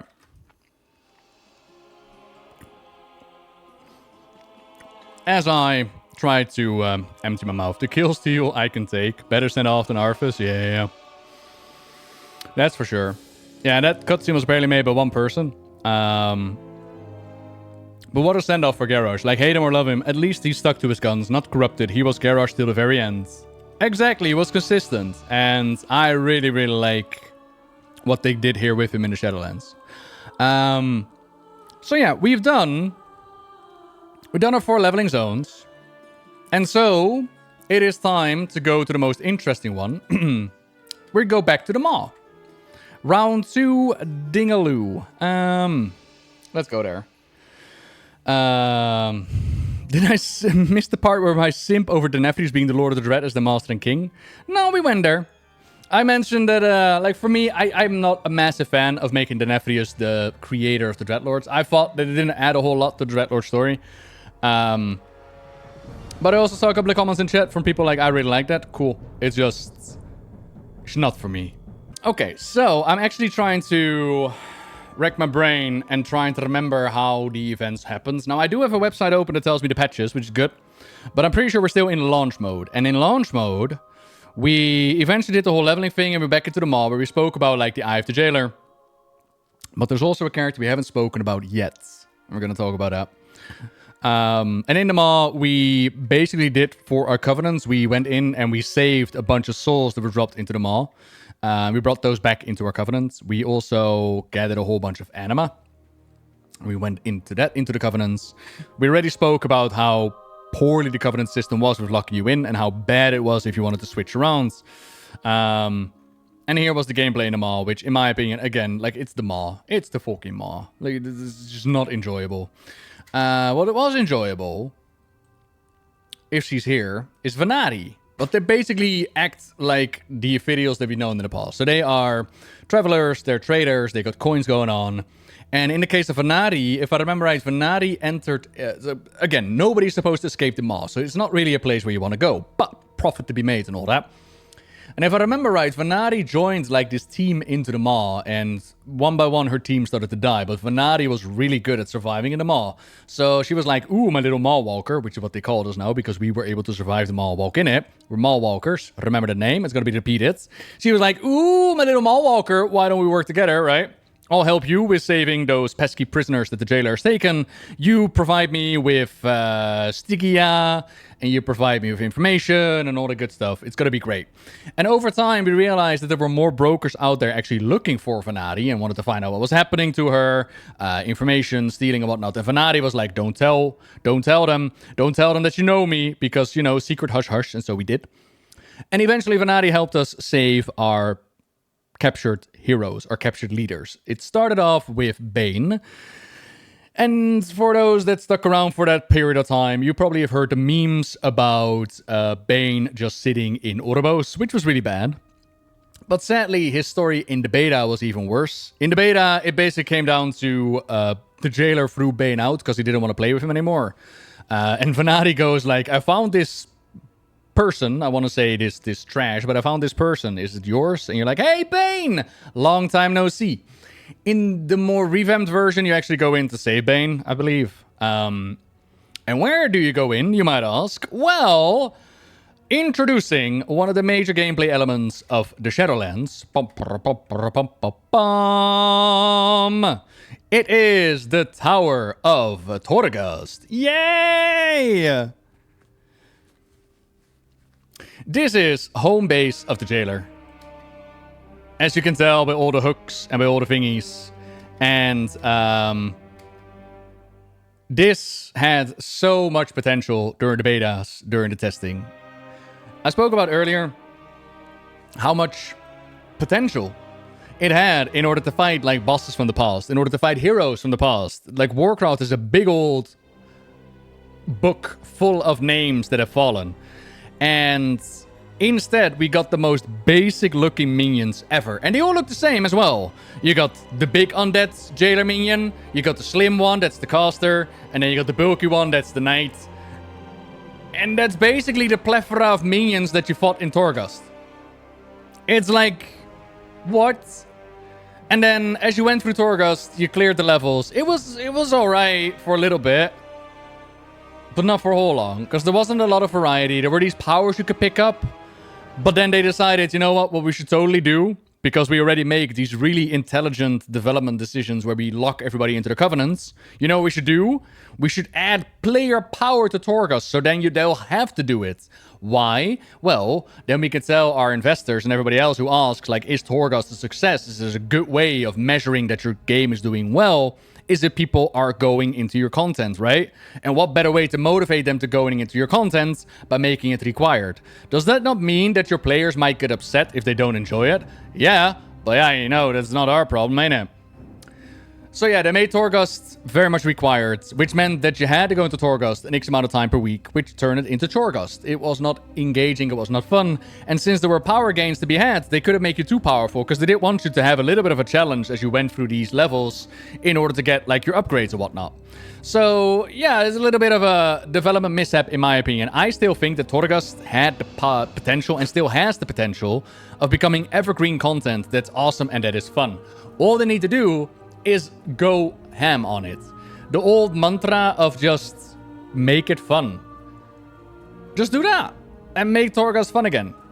Add some couple of sick bosses to it and you can actually do some really cool stuff with it. Now, I will admittingly say that later down the line, it became a lot better as all the wings opened up and you could get the achievements and all that. Like when I went in after Shadowlands, it was like, oh, this is kind of cool for achievements and whatnot. But at the time, it was just not enjoyable. And this was the major gameplay that you had, right? Then when you got powerful, it was fun. Exactly. And that's the fun part about Torghast. It's like when you're overpowered, when you're doing like these crazy ass jumps or these abilities. And it's like, why would you limit that aspect? It's, again, development wise. And this was on the beta. That's why it felt like such a betrayal. Because on the beta, they were working towards something that was overpowered. That was fun. That was just goofy. Now, I do believe after this, behind this door, as we don't have a key right now, I can't take you in there. But behind this door is the Primus. But we didn't really know that it was the Primus at the start, although everybody knew it was the Primus at the start. But inside of this door, there is... Oh, God, what was he called? He was not called the Primus. He was called something else. And he would help us make, like, legendary gear. And he would have, like, no memory left. The Rune Carver. Was he just called the Rune Carver? Right, the Rune Carver. We also learned about the Primus being this really legendary rune carver back in Meldraxxus. It wasn't a big surprise. And throughout the world... Oh, yeah! We found, like, memories of the Primus. Holy crap! Throughout the world, there were memories of the Primus which allowed you to unlock certain things with him. I don't know what you unlocked. But you unlocked certain things with him. And the memories of the Primus made it wonder, like, if these are his memories, how come he knows about, like, a Darian Mograine or whatever those memories were called? And I don't think Blizzard ever intended those memories to actually have such implications with their naming schemes.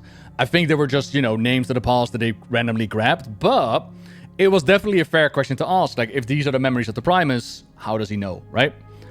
Either way, we hung out with the Rune Carver, and we got our gear, we did our Torghast, all the good stuff. We hung out with Venari, and we learned more about the brokers. And I think at this point, we're gonna pull up the schedule as to how content was released. Then November is when the level cap became 60, and the Shadowlands content was released. On March the 9th, we got 905, but Wowpedia doesn't say that there's any content in there. So, from November till June is what it's telling me here.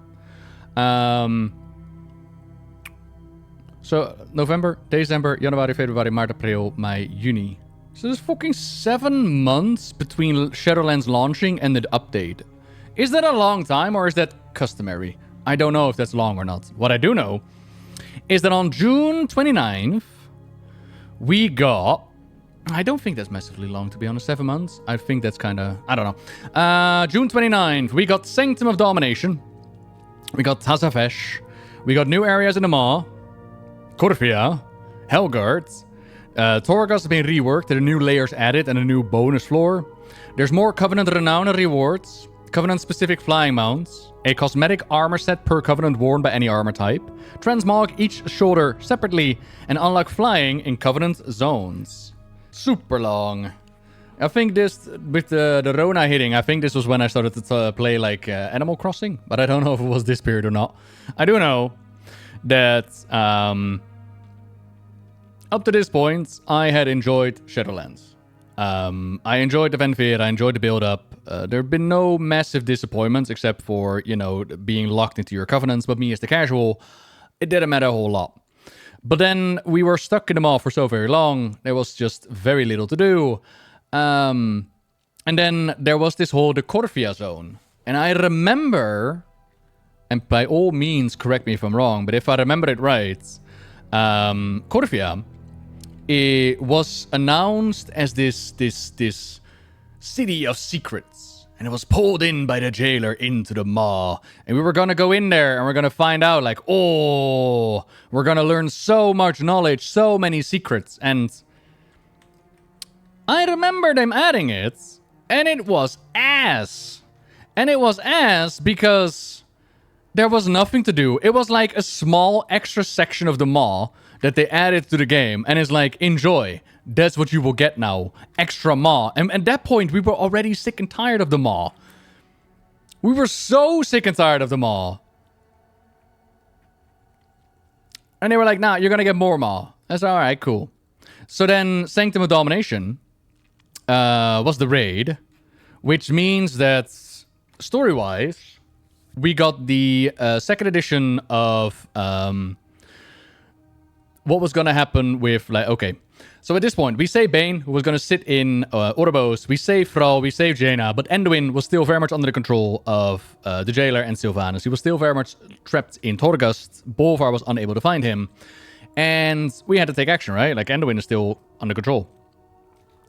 So, in cutscenes, in dialogue, we find out that Sylvanas and Anduin are talking with each other, and... basically, Sylvanas had become the Arthas of the storyline.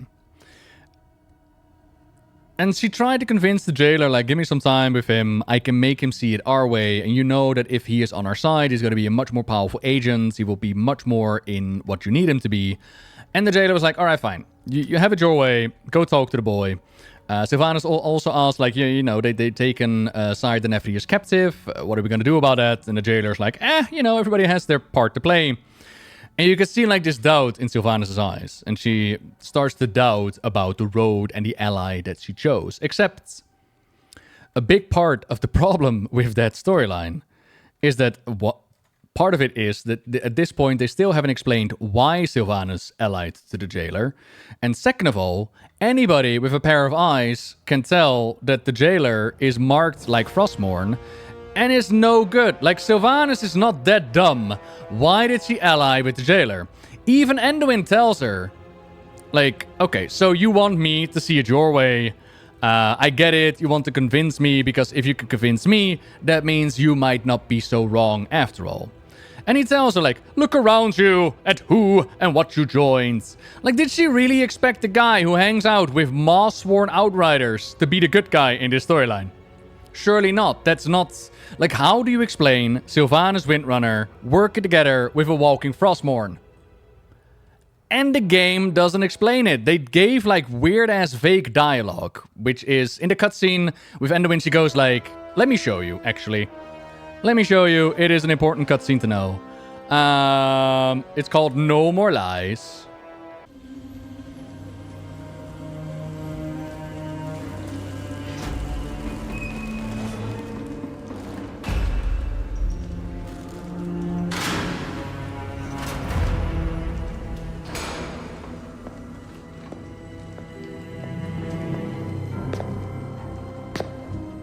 I do hope you've settled in. The accommodations are a bit sparse, I know. Where are the others? Are they safe? Safe? No. I wouldn't say any of them are safe. I am so tired of your games. As you wish. No more secrets. No more lies. You are a weapon we will use to achieve our ends. I will not become an instrument of death. So you favor life? Is that it? That momentary flicker. Every cruel second spent delaying the inevitable in an endless war that you, like every Rin before you, will not survive. You know the truth. Nothing is fair. Not life, not death. So we're going to tear it all down. And what purpose would that serve? Everyone suffers, Sylvanas. But destroying everything will not take away the pain. Oh, you misunderstand. We're breaking a system that has always been flawed, and remaking it into one that is just. Do you expect me to believe that all this time, you've been fighting for justice? How can I convince you? From our first breath to our last, every decision is made for us. Then, the afterlife decides what eternity we must endure. We can't even choose who we couldn't control anything. But through the jailer, control of our fate will at last be possible. Look around you! At what and who you've joined. Yeah! What makes you believe you're not just a weapon to achieve his ends? You have a choice to consider. Join us willingly, or be made to serve. I thought you believed in free will, Sylvanas. We've never had free will, little lion. But that is about to change. Right. So, the thing is, like, I know by now the story that accompanies this with the book. I know Sylvanas' inner thoughts. I know what she's thinking. I know the conversations that she had with the jailer. I know what she's talking about. When playing the Shadowlands, at this point in time, you did not. There's this vague dialogue. There's these vague motivations. We couldn't even ... From the moment we're born, the moment we die, the jailer's gonna turn this just. And Anduin is the audience at this point, who turns around to Sylvanas and is like, look around you. Like, you're not the good guy. You know that, right? Like, you're literally tormenting people, blah, blah, blah. Like, why are you pretending like this is gonna end well, Sylvanas Windrunner? He's not. And see, like, nah, it's gonna totally work out. And now you might argue that she had no other way of doing things. But the thing is, this is an arc that they wrote for her, right? I don't like an arc where Sylvanas Windrunner has no other choice, as well as she makes a choice later at the top of the fucking Sanctum of Domination with that bullshit cutscene where the jailer is at the height of his power again, and then in that moment she decides, now's my time. Now's my time. I will never serve. And it's like, what do you mean you will never serve? You've been doing that all along. Who wrote you? Why?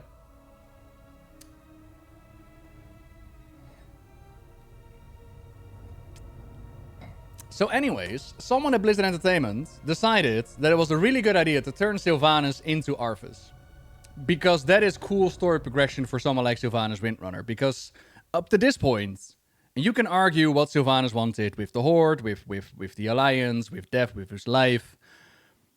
One thing that was always part of her character was that she hated what Arves had done to her. That was her whole motivation up to the end of Wrath of the Lich King, where she got her vengeance. So in what world would she then turn around and do the same thing to Anduin? Which is bad enough on its own, because apparently she's now serving the force that is responsible for the Lich King. And you might argue, while she doesn't know, she knows, and she does it anyways, as she have confirmed in the book. But what I find even worse is, imagine, right? Imagine if Arthas, with the Warcraft 3 storyline, he turns Sylvanas into a Banshee, right? But then a chapter later, he takes a nap, he wakes up, and then he starts telling Sylvanas how to overcome the darkness that he inflicted upon her. That's weird, right?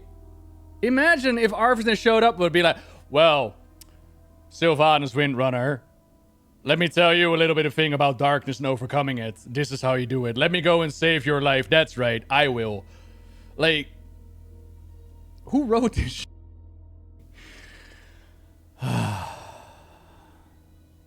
And the thing is, like, the Sylvanas novel, they do a lot. That's the book that I'm talking about, Hazex, the Sylvanas novel.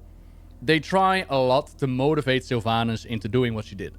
And basically, they throw every motivation that we have come up with at the wall.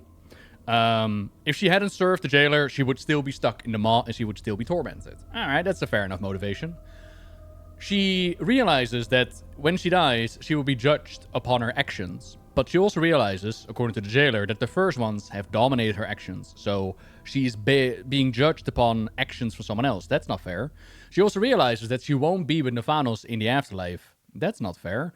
She realizes that this cosmos, if the jailer promises that he was going to remake it, that might be better for them in the long run, despite distrusting him because he's a walking Frostborn. All of that is being thrown at the character of Sylvanas' motivation. But that doesn't play out in-game. Because in-game, she gets that whole dialogue of I will never serve, and she gets to help Anduin overcome the trauma that she herself inflicted upon him. And it's like, what is this? But yeah, that is the tower.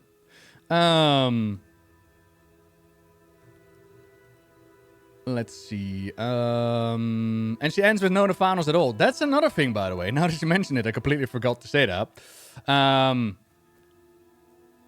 So Nephanos dies in the pre-event where Tyrande the Night Warrior, she goes out on the hunt and Nephanos is found and he is there where he's supposed to be. Sylvanas is pissed with him last time that she spoke, because in one of the books she had like Nephanos try to take care of Bonsumdi because Bonsumdi was going to be a big agent against their plans. Nephanos fails, and so Sylvanas is pissed with him and she's like, go away, I'm going to go hang out with the jailer now. And so Nephanos does. And then next time we find him at the Maristet, where Tyrande takes his hat, and Nephanos is like, you go ahead, send me to my dark lady. And Tyrande does. She goes like, swing, and she takes his hat, except something interesting happens. Nephanos is kept away from Sylvanas. And Sylvanas doesn't know. Tyrande actively mocks her with this as well. Which means that in my headcanon, the jailer really liked Sylvanas and didn't want her reunited with her boyfriend, and so he kept her boyfriend away from him, or from her even. But that's my headcanon. That's never been confirmed that there was anything between her and the jailer, just that for some reason the jailer kept Nephanos away from Sylvanas. But that in turn suggests the idea that she's being manipulated, that she's being controlled. But then there's the whole story arc of her never being controlled and she's never serving. You know what I mean? You can't have your cake and eat it too. Anywho. Where's my list? Because I'm kind of stuck in the maw as I'm being feared all over the place. So Cortafia was this City of Secrets that was announced. That was really trash. There's also the Sanctum of Domination that we spoke about. And if we look at the bosses in Sanctum of Domination, we got the Taragru, which was one of the bosses in the Tower of Torghast would come at you if you messed up too much, and it would like one-shot you. So that was a really cool way of getting vengeance. There's the Eye of the Jailer, so that's the continuation of the storyline with Odin sacrificing his eye. There's the Nine. These are the Valkyr that entered a bargain with Sylvanas when she threw herself on the top of Icecrown. And they entered this bargain in order for her to escape eternal damnation. Now we know that the eternal damnation was actually inflicted upon by the jailer. But it could still be explained in the way that in order to escape the maw, she needed the help of the Valkyr, right? Unfortunately, in that dialogue with the Nine, Sylvanas doesn't particularly care a whole lot about those Valkyr, which I personally never really liked when it comes to the story development, because these were her warrior maidens. They made a pact with each other, right? They were connected to each other. And the disrespect that Sylvanas showed in the raid, like, these are just, you know, things that we can throw away, I didn't particularly like, but that's personal taste. Remnant of Ner'zhul. Right, because the whole arc with, like, Ner'zhul and Arthas and the Lich King and whatnot has all been credited to the Jailer. Obviously, they also had to bring back the spirit of Ner'zhul, who is now unrecognizable, armored up, and just by name you would call him Ner'zhul. It doesn't really have any lore implications besides he mentions that he can no longer see his mate Rokan. That's about it. Atto, thank you very much for hooking up Ezekiel. Then there is Soul Render Dormazane. What do you do? Oh yeah, this is the one with Garrosh, the cutscene that we saw earlier, which was pretty sick. This was probably one of the highlights of Shadowlands. Painsmith is like a tormentor. Guardian of the first ones. The first ones we'll get into later. Fate Scriber Rokalo. Oh yeah, on Corvia there was like this Fate Scriber. Oh yeah, I remember now. Let's dive into the first ones actually.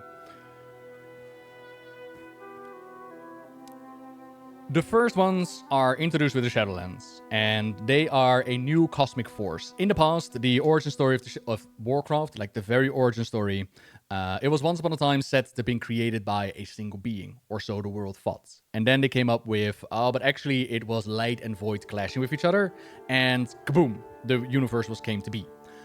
With the Shadowlands, we got a third option, which is the first ones. And they're quite mysterious, not everything is set in stone, but long story short, it suggests that the first ones, that each cosmic domain has a first one. So a first one of light, a first one of shadow, of life, of death, of order, of disorder. And each of them gave up a piece of themselves. And it's suggested that either they gave up a piece to create those cosmic domains, or that they like brought order to those cosmic domains and they brought me into the chart. Either way, they're the ones being given the responsibility, the credit for creating the Warcraft universe. Is it set in stone? No. We'll get to that in a moment. But the idea was that these first ones showed up and they brought this. But they did not only create the Warcraft universe and brought order to it. They also did in a way that there was like a purpose, a laid out plan. And this is what Sylvanas was pissed about. This is part of her motivation as to why she was working with the Jailer. And it's a very fair point. The point is, the first ones have laid out a plan, and according to that plan, certain things happen, and it plays out. We know this because they have put a waystone in the maw where nobody was supposed to escape. That waystone was there for us to be energized, activated, and we could escape the maw. They've also placed one in Corvia, I believe, if I remember right. But they also placed one in Zerov Mortis, and Zerov Mortis is the domain where nobody was supposed to go. The first ones calculated, knew that we were going to show up and that the waystone would activate to us. And we know this because there are brokers in Zerov Mortis that have read the scrolls and the prophecies, and they're like, oh, Mawalker, if you are the prophesized child of destiny, then this waystone is going to open to you, so say of the scrolls! And the scrolls were right. The stones activate, and the first ones were right. The amount of little steps that need to happen in order for us to show up in Zerov Mortis in that particular moment are ridiculously small. But the first ones were not the only ones able to predict the future, because the Jailer can do it as well. When it comes to the Jailer and how he played an impact upon the story of Warcraft, there was the suggestion that he was more an opportunist rather than a planner. And the suggestion was made that he was just throwing spaghetti at the wall, and whatever stuck, he would run with. That's not how it happens, because in the Sylvanas novel, the Jailer talks to Sylvanas and he makes a couple of prophecies. He says something like, I don't know, you're gonna hold the blood of Azeroth in your hand, and you're gonna... Vol'jin is gonna make you the war chief, and you're gonna eat pie on the first day. Certain prophecies. But one that he makes is that he predicts that Sargeras is gonna stab the world, and that blood is gonna come out, and is just gonna hold it in her hands. And he predicts this at the end of Wrath of the Lich King. He does not predict that Sargeras breaks the world as he was trying to. He does not predict that Sargeras completely misses the world. He stabs the world and you will hold the blood. The amount of little things that need to happen, in my mind, goes further than just somebody who makes use of an opportunity. This is someone who knows what's gonna happen, right?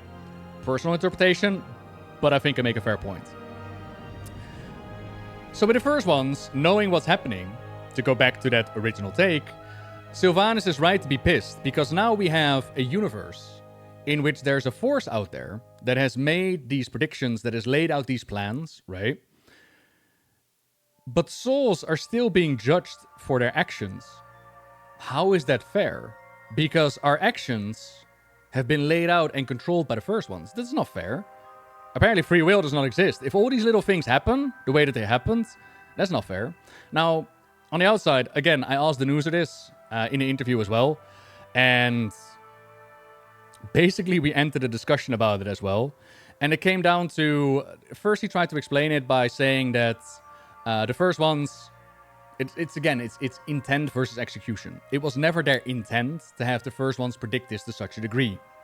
It's just an execution they did with the Waystones. And so he tried to explain, like, the brokers in Zera of Mordors, they're like cultists, and they would embrace anybody. To which I made the counterpoint, well, no, they literally tested us, and they were like, oh yeah, it all lines up. And that's when they embraced us as the Maulwalkers of Destiny. Most definitely, they tested us, and it was, like, true. So, again, it's very much like execution versus intent. It was their intent to have, like, this mathematical possibility, that it was a possibility to come true. But in execution, it was far too clear. And more to the point, they have never addressed this issue. We could very well still be living in the path of the first ones. Sylvanas, his arguments and motivations as to why this universe is unjust are still true and valid to this day. Are we still being led by the first ones? Who is to say, right? And obviously they don't go back to the Shadowlands in order to explain it, but that could still very much be a thing. And with the Fate Scribe, they tried to, like, rewrite Destiny, and we stopped them. Thesaurus, thank you very much for the 49. Then we got our boy Kel'Thuzad here. As I mentioned, Kel'Thuzad showed up in the Covenant campaign as well. He was working on, like, getting more force of the Jailer out of the Maw and being, like, an ally. Turns out that he's always been an ally to Jailer, even back in Warcraft 3. And here we take him out. And then there's Sylvanas Windrunner at the top of Torghast, where she has that wonderful cutscene where she goes, like, I will never serve. And Anduin has been converted into a mindless puppet. So Sylvanas has done to Anduin what Arthas did to her, and she made Anduin serve. He had no choice anymore. This goes back into what the Jailer wants to do. So the Jailer's plans were multiple parts. Like, he wanted to escape the Maw, and once he escaped the Maw, he wanted to get his powers back from the Arbiter. Because, as it turns out, the Jailer used to be the Arbiter. We'll get to that in a moment. But he took his powers of the Arbiter back out of the robot. And so the Jailer is fully powered again. Let me actually bring up the cutscene, because again, it's an important one.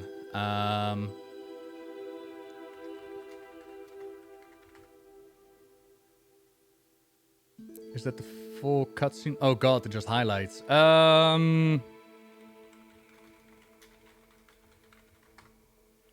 Thank you, ma'ams. Thank you very much.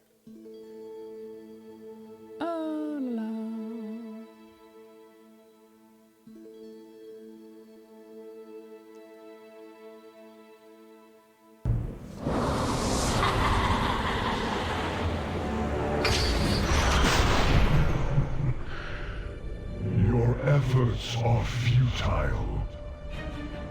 Oribos is within my grasp. No! We will stop you! Jaina, we need a portal. The Jailer must not take the Eternal City!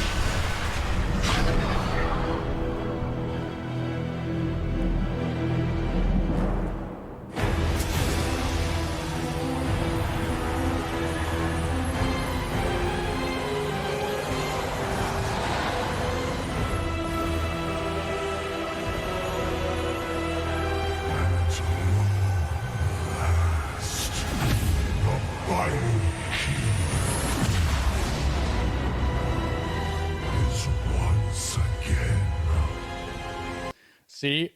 Yeah, see, Sylvanas, she was fully on board when the jailer was still a very bald and sexy man. Like this jailer right here. This is the one she likes. Oh yeah.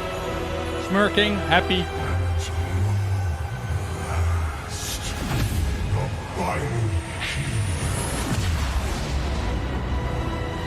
Look at that face of disappointment right there. Look at that frown. Those eyes that go like, And you know what? I understand Sylvanas. As a bald man myself, and the nipples hidden yet, chat? Alright. I fully understand. Like, yeah, I too would be,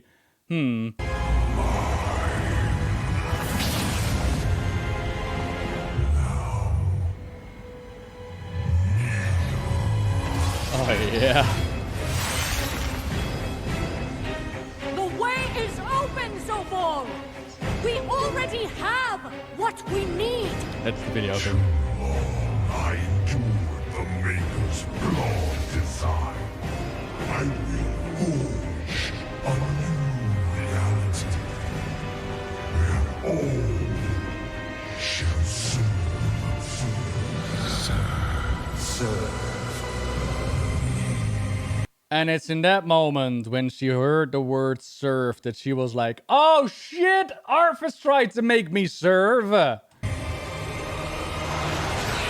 And it's here at the height of his power where she makes the active choice. Because this is what nullifies all the arguments about, oh, she couldn't do anything else. He is literally at the height of his power where she makes the choice to do something. So she could have done this at any time before this. Oh no.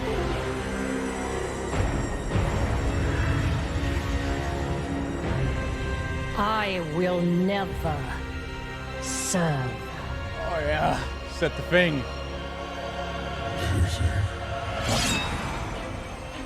Still shamed by mortality.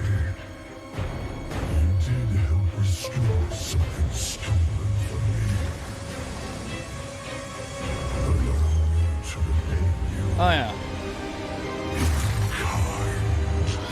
So we spoke earlier as well about they added a new ability to Frostmourne that when it strikes someone down in rage. Yeah, no, it's in the video, Ilandra. But they added to Frostmourne that if it strikes somebody down in rage, then it has the chance of splintering their soul. And apparently that happened to Sylvanas as well. To which a lot of people were like, oh, but hang on, this wasn't the real Sylvanas. Like her soul was split apart and all that. But this goes back into the whole idea of having your cake and eating it too. They did not want Sylvanas to be this puppet, this weak. No, they wanted Sylvanas to have her own agency, which I really like. But I also understand people's explanations and interpretations of the story given. Like, what does it mean? What do you mean her soul was incomplete?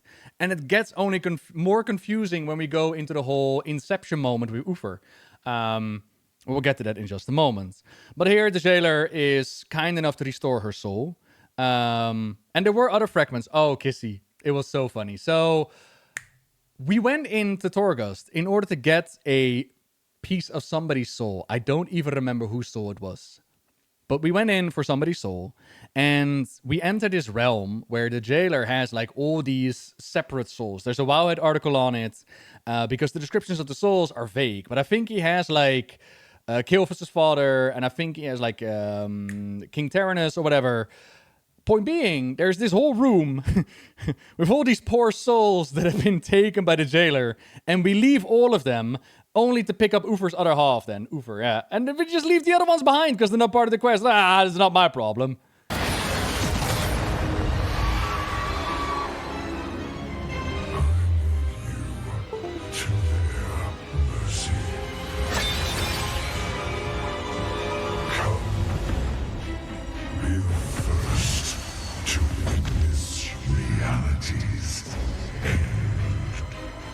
And to the idea of maybe she didn't know the jailer's true intentions, I refer back to the previous cutscene that we saw about Anduin telling her, look around you at who and what you serve. You cannot be real thinking that he is going to actively change things for the better.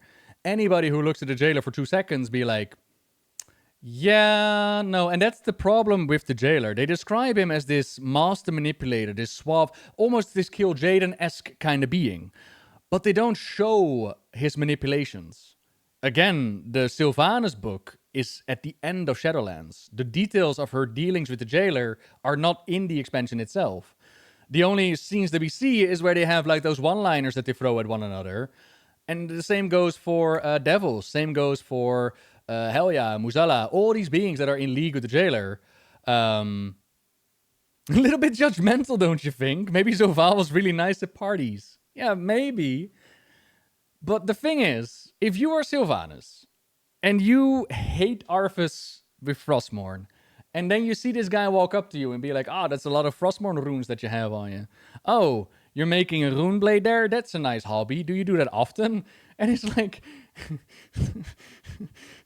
she knows that he is the one who did the Lich King, so why would she work for him? Like...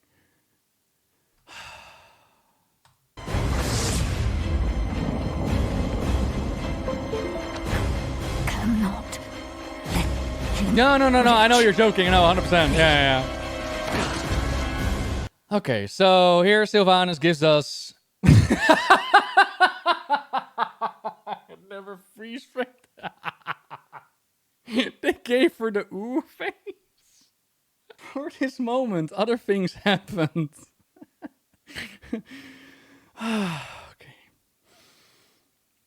Okay. Before this moment, other things happened. We've done the Covenant campaign continued. What happened was the jailer wanted entrance into Zereth Mortis, and so he goes around. Yeah, it's gotta be. But he goes around gathering these sigils that are being kept in the hands of his fellow Eternal Ones. Each of them has like a sigil, and with the sigil, if you got all of them combined, you can enter Zereth Mortis where you're not supposed to go. Why do they have sigils? To go into an area that you're not supposed to go into? You'll have to ask the first ones that, because I don't know. Either way, that's why he wanted Anduin, because Anduin could go into Bastion and get him that first sigil with like his rune blade or whatnot, and then Anduin went through all the other zones where they were getting like these sigils. And in Ardenweald, we have like this massive invasion from the Maw forces, which is kind of cool. Like the Maw at first was like this domain where nobody escapes, but the more the power is growing, the more influence they're having over the Shadowlands, up to the point where there's like this massive Druga, there's this one-shotting beastie that we have from the Tower of Torghast shows up in Ardenweald, right? But let's not forget that we also have Tyrande the Night Warrior. And Tyrande, so far, her daughter Chandris has been trying to find Mum, and she found Mum in the Maw, where they found like all these night elf spirits that have been tortured there after the burning of Teldrassil. And her mum told her, like, bring these spirits to Ardenweald. I'm on the hunt for Sylvanas. I'll see you later, right? And Chandris was like, but Mum, come home, you're burning up. And Tyrande was like, no. So, you gotta keep in mind that this story arc has been brewing since Battle for Azeroth, the beginning. The burning of Teldrassil was a massive moment, controversial moment. What is this payoff going to be? Well, so far, we've seen with the Battle for Azeroth introduction that the Night Elves, they kind of just surrendered, and they were just like, we're gonna evacuate, but then Tyrande was like, no, we're gonna fight back. I'm gonna embrace this Night Warrior ritual. I am ready to lose it all, slip and fall, find another way, and I'm ready to embrace Alun's dark side. And she did, and it was badass, and she went on the hunt. And then we had the ending of Battle for Azeroth, where Tyrande was like, you know what? You can all suck it with your peace. I ain't ready for peace yet. I need the Banshee Queen's head. They got a book where Thrall enters the forest with Tyrande, and Tyrande is like, you and me, Thrall, we ain't gonna talk until you bring me the Banshee Queen's head. And then we go into the Shadowlands, where Tyrande is like, first I'm gonna claim Nephanos' head, shoink, and then I'm gonna claim Sylvanas' head. I'm off into the Shadowlands, you can all suck it. It was awesome. And I was like, alright, cool, let's go, Tyrande. Something like badass and fighting. Now, what do you think? What do you think is a nice conclusive end to that story arc? Is it option 1? Punchy punch, fighting, hurting each other? Or is it option B, shooting out shitty-ass one-liners and taking a nap? I'll let you decide.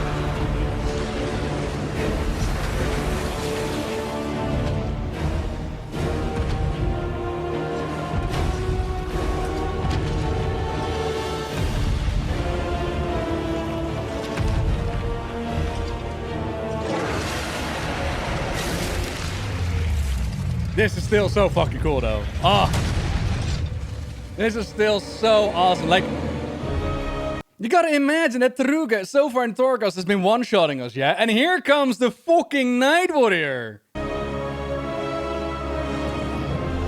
Tyrande, I understand you've been looking for me. Come then. Show me Elun's wrath. Elune gave me her strength. The wrath is mine alone! Alright, semi-stiff right now. That is fucking awesome. Let's see the fight.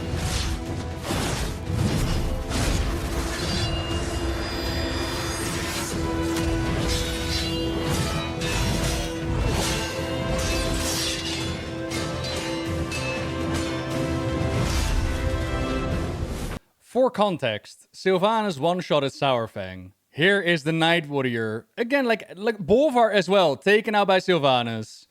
Look at them going at each other. Night Warrior. I expected more. I will take your head, Banshee!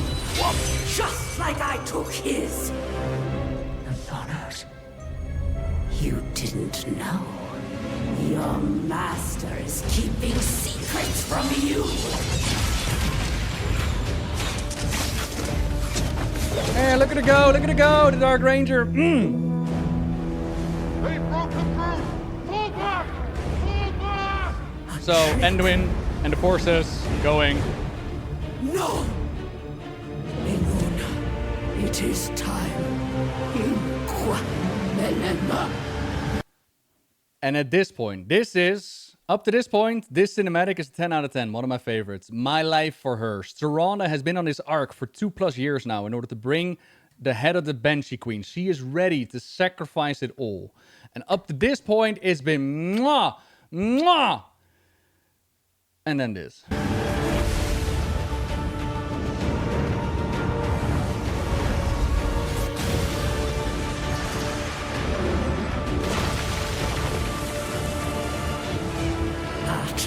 Last.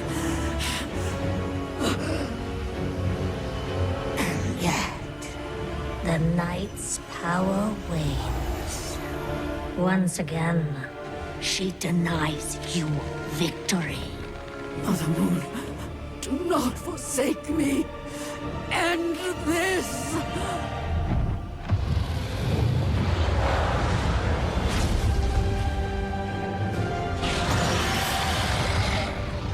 Bask in the dying embers of your goddess's bargain, Tyrande. Nothing lasts.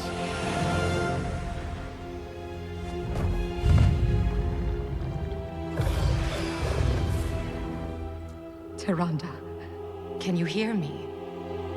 Tyrande? So, like, was she trying to savor it? Was she like, you know what? I'm just gonna enjoy myself a little bit here. And the thing is, the whole dying embers of your bargain was such a tease when it comes to, lore implications. But there are none. And the sad part is that at this point, Ysera puts Tyrande asleep. And there is... there is the difference between I can see the intent and then there's the execution. Because as many already in the chat are wondering, like, what is Elune doing here? Is Elune making her make this choice? And I think that was their intent. I think their intent was for Elune being the goddess of life. This is not her way. That Elune was helping Tyrande with choosing renewal instead of vengeance. Except for the part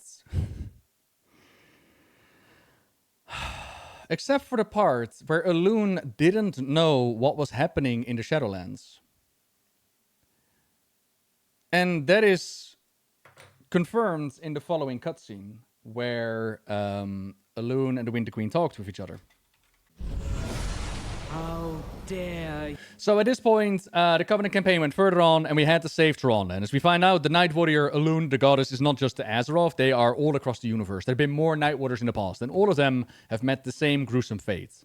But not our Tyrande. We went through a ritual. We went and go ahead and saved her. And as we heard earlier, Elune was upset with her sister, right? Like when Ysera Seed showed up, she was like, this is from my sister. What do you want with her? If you clicked on the Winter Queen, she was like, you annoy me like my sister does. Elune and the Winter Queen are not okay. And this is where we find out why. Come here, sister. After our cries for aid went unheard, unanswered. I heard your cries, felt your pain, and in the wake of tragedy, sent forth the cascade of souls to sustain you. Oh, the great tree. All who perished there were claimed by the Maw. Then I have condemned my... So at that point, we learn that Elune did not know what happened to the Night Elf souls.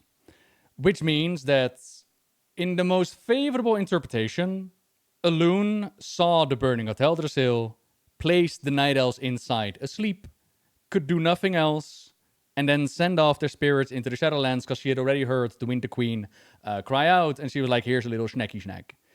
In the worst case scenario, she actively wanted the burning to Teldrassil to happen so that she could send her Winter Queen friend the snacky snack. But that is the worst case interpretation. Let's go with the nice situation where there was no possibility that Elune could have done something against the burning of Teldrassil, even though she clearly shows that she could put people asleep.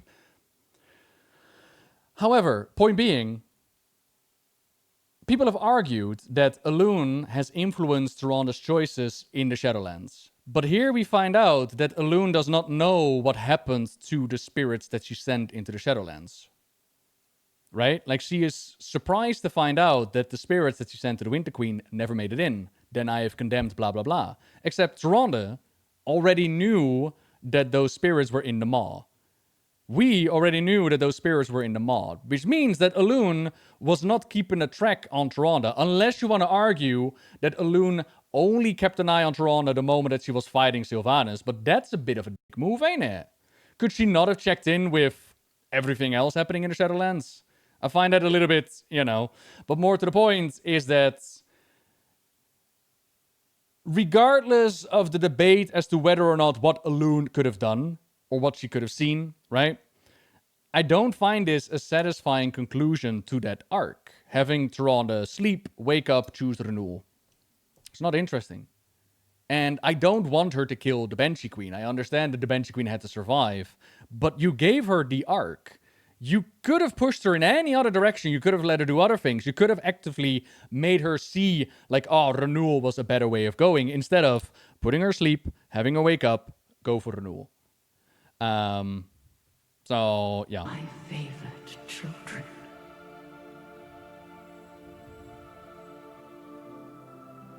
By our hand, we may yet guide their souls onto their spring. And seeing, to the point of, at least it's cool to see Elune in-game. This is another thing that I was missing after this questline, which is the Night Elves have now a confirmed presence of their goddess. And as Elver asked, like, do we know what Elune is? No. She could be one of the robots, similar to what we saw with the Pantheon of Death. She could be similar to the Titans, or she could be something else entirely new. We don't know. We know that she's an entity known across the universe. But more to the point, the Night Elves now know with 100% certainty that their goddess exists, can talk, is sentient, can make choices. And nobody questions their faith after this. Nobody is like, so the burning of Teldrassil, that was kind of messed up, ain't it? Nobody is like, oh, we actually directly spoke with our goddess. That was kind of cool. They're all like, yeah, life just goes on, I guess. Yeah, it's kind of normal that we speak with our god. And it's like, is it? is it? What? So, yeah. Just believe. Yeah, and I get it. Like, they got priests and whatnot, but like a direct communication line with God is... that's faith, follow without question. No, that's not... Nah, I disagree wholeheartedly with that. If you're gonna send me to church and I have to pray to a goddess that may or may not exist, and then my goddess literally starts talking through my leader of the race, I'm gonna have questions, and I'm gonna be like, is she still inside of you? Are you still a god? Where do we go when we die, you know? It would have, but then again, so would the Shadowlands in general, to be honest. It would have had more ramifications, you know?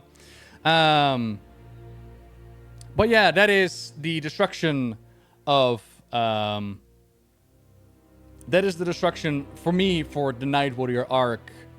Which had, like I said, that fight between Sylvanas and Tyrande was so cool. Tyrande going the extremes and being like the dark side is so cool. And I don't even hate the end result. I don't hate the end result of her choosing renewal instead of vengeance. I hate the road that led there. Because choosing renewal also led to like the whole Dragonflight story arc with the new tree and the new home for the Night Elves, and that's all fine. It's just the part where you put her to sleep, you woke her up, and now she's all of a sudden fine. Wrecking 2 to 3 years of story development with a single nap is ridiculous. So, yeah, that's my take on the Night Warrior storyline. What else we got? Oh yeah, the sigils.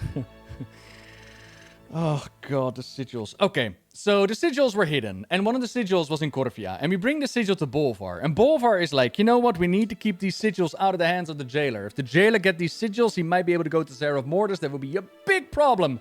You know what we're gonna do? We're gonna take it into Sanctum of Domination, which, reminds you, is the home base of the jailer. Why? Because that's where the rune carver is hanging out, and surely the rune carver knows something about memory magic, right? Because he's got all these memories and It's still the home base of the jailer, Bolvar. It's not the brightest idea, is it? We're not supposed to open up the sigil. We're supposed to keep it out of the hands of the jailer. But anyways, we had to bring it to the rune carver, because obviously it was the sigil hidden by the Primus, and we had to bring the Primus back. But we did that.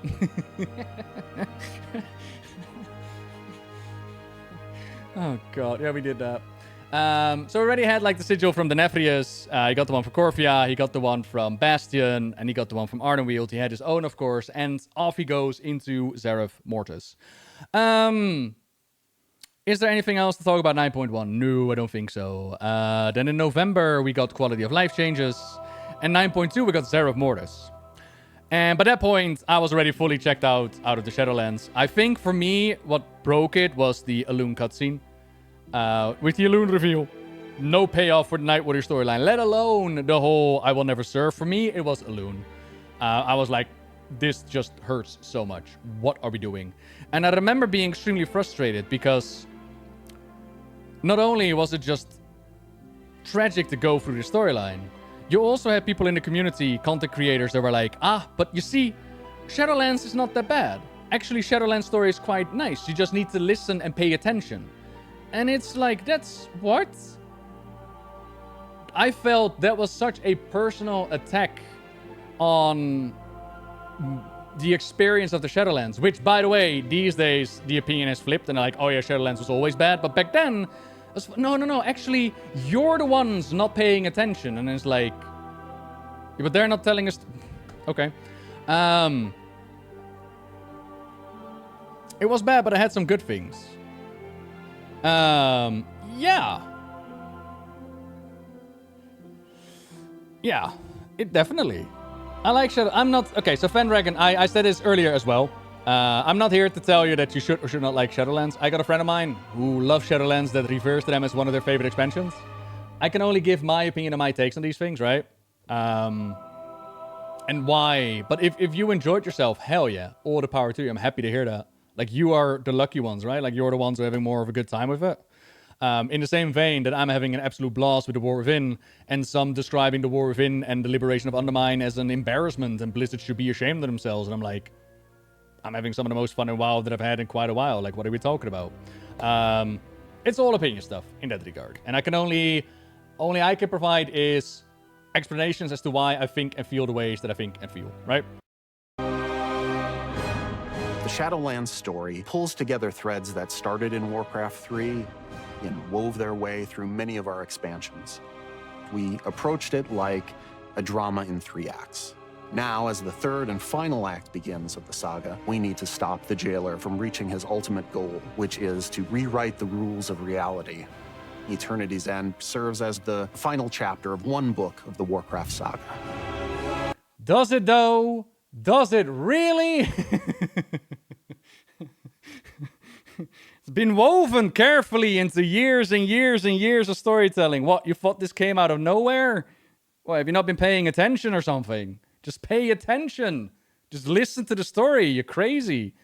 What I will say, what I do find interesting, because I'm taking the piss. Sorry, I should be taking the piss, but I'm taking the piss. What I do find interesting is that similar lingo, similar language is being used right now for the World Soul Saga. And I have nothing that support this, but in my mind, the whole free arc thingy, the whole closing the book, wrapping up what's been woven through Warcraft, I think that the World Soul Saga is trying to do what the Shadowlands failed to do, which is close the book on Chapter 1 for Warcraft. Give them a fresh starting point. To me, it feels like, okay, we left that sword behind with a reason, which kind of started off the whole Shadowlands arc. We want to finish what we wrote back then. But that is personal interpretation all the way through.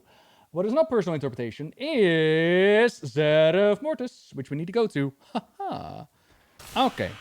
So, Zereth Mortis. While I still laugh at the presentation, I kind of think Zereth Mortis is cool in concept.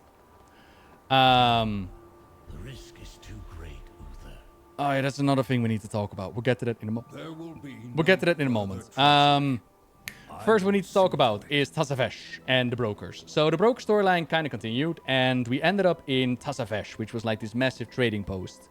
And in Tazavesh, we find out about this broker that's going after the power of the first ones. And eventually she actually does. I believe she goes to Azeroth, where we find like an infinite dragon pirate. And she goes to different locations, and she brings together the powers of the first ones. Like you did the final fight, where there's like a couple of stars. It becomes like Uber. We're dealing with that. And we're dealing with the brokers. And we're dealing with a very random-ass cameo of none other than Jester Gallywix. For some reason, Gallywix, after Battle for Azeroth, where he abandoned Orgrimmar as Sylvanas left Orgrimmar, some way, somehow, he ended up in the Shadowlands. And I think that what we've done with Undermine, right? What we're doing right now in the War Within with Undermine, I think that was supposed to happen after the whole Siege of Orgrimmar thing, where Sylvanas left, and then we killed Gallywix, and then Gallywix showed up in the Shadowlands. But again, that is completely personal interpretation. I have nothing to back this up. What I do have is a random-ass Gallywix in Tazavesh, who is doing something. I don't even know how he got there, what he's doing. He's just sitting there menacingly. The broker storyline also doesn't really go massively anywhere. They're just kind of there. But one of the parts that is interesting is that they are looking for this legendary Zereth Mortis. And the scrolls, the books mention of like this crazy raving guy that nobody believes, but they kind of just vanish. And from that, the speculation was like, oh, they must have found what they were looking for, right? And they did. They ended up here in Zereth Mortis. And this is a domain of the first ones. Nobody's supposed to go here. Again, I repeat the question, if nobody was supposed to go here, then why were there sigils to go in here? And we went in here because you might wonder, you know, didn't the jailer take all these sigils and went away? How would we go in there? And the answer is simple. They can just make new sigils. Don't be silly. They could just make new sigils, okay? It's not that hard. And yeah, I think Gallywix actually did. Yeah. What Tazavesh is? Tazavesh is like a traveling market, basically. Cruising through the domains. Through the afterlife. So we flew into Zereth Mortis, joined by... Oh, what is he called again? Pelagos. Pelagos is a character that's mainly part of Bastion and the Covenant campaign that is for the Kyrians. If you didn't do Kyrian, then... yeah, I can. Thank you. Then you wouldn't really know Pelagos. But he's going to play, or they're going to be playing a massive part into the story. And in Zereth Mortis, as Sylvanas warned us, we're not allowed to let him reach the Sepulchre. And for the longest time, we were wondering, like, what Sepulchre are you talking about? Well, we're talking about the Sepulchre of the First Ones. And our guide in this our source of knowledge and information as to what the jailer's trying to do is none other than Sylvanas herself. And the way that it worked is that the jailer was kind enough to restore her soul at the end. And then she fell into somewhat of a coma. And in order to save her, we got none other than Bloofer, Uther the Lightbringer, who went through something similar that Sylvanas is going through. His soul being split apart, hurting, right? And so we keep her in, I believe it's Oribos. And we're wondering, like, what are we going to do with Sylvanas? To which Uther is like, look, I got this really cool new trick. Let me show you. And Uther has become able to do Inception. Because Frostmourne splits it apart in rage sometimes, not all the time. Sylvanas' soul has been fractured from the moment of her death until now. Burn it! This. Okay, so before we go in this, I should probably contextualize this, because a lot of people were confused about what the hell is happening here. And I agree, it's very confusing. So, what happens here is that you got a Sylvanas that split apart from the moment that she was struck down by Arthas in Warcraft 3. And that part of her soul never experienced what the rest of Sylvanas went through. That's been crystallized, it's been stuck in a pocket of time. And now, our Sylvanas has gone through a storyline where she got her vengeance upon Arthas. She jumped off the top of Icecrown. She's led the Forsaken. She turned Anduin into an Arthas. She burned Eldrasil.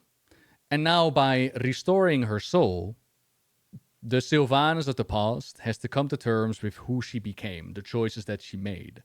And it's not like when she opens her eyes, she is all of a sudden Sylvanas of Warcraft 3 again. It's when she opens her eyes, she is whole again and completely to terms with what she has done. So again, it's having your cake and eating it too. Is it a new Sylvanas? No, but it is somewhat of a holier Sylvanas, a better Sylvanas. Instant reasoning here. And a little bit of Inception going on. Was their home. And you slaughtered all of them! How could you take all those innocent lives? This was beyond life and death. There was no other path to true freedom. How can you not see that? And the thing is, though, this is something that when I'm looking at like the arc that they gave Sylvanas, a lot of people were like, the burning of Teldrassil, they ruined Sylvanas' arc. There is no way they could have done something differently at this point. But in my opinion, they could have used the burning of Teldrassil in such a way that Sylvanas turns around at the beginning of Shadowlands and goes like, look, I know I did some terrible things, but in the Shadowlands, there is this jailer guy. We gotta get into action. Look at me, I'm the Bolvar now. Follow me, and we will save this universe.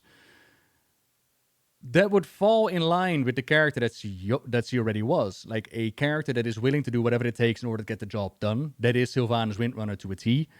And you fix a situation where we don't have to take care of her. Where, do stuff. Like, at the same time, Bolvar did nothing in the Shadowlands, really. So, easy position to fill. And instead, we got this weird ass, does she serve evil? Does she not serve evil? That's how I would have done it. But, yeah. So her text of, there's no other way to save this world, no. I see what you are. Murderer! Monster! Butcher! Why can I not escape this torment? The jailer has severed their bond and condemned her to endlessly relive her atrocities. Oh, really? So long as her soul remains divided, she cannot wake. Maybe she shouldn't. She's the only one who knows the jailer's plan and how we might save Anduin. I hope you enjoyed that, by the way, because that was like the only line Bane had in the entire expansion. She comes to terms with what she has done. So the part of her that was stuck in time just becomes part of her soul again. So she has all knowledge. Everything that she was is still who she is, right? She's the one that turned Anduin. Jaina is right. How can we possibly trust her? Her wound runs so much deeper than mine. What if I touch it? I'm gonna touch it. Oh no, you touch mine, and I'll touch yours.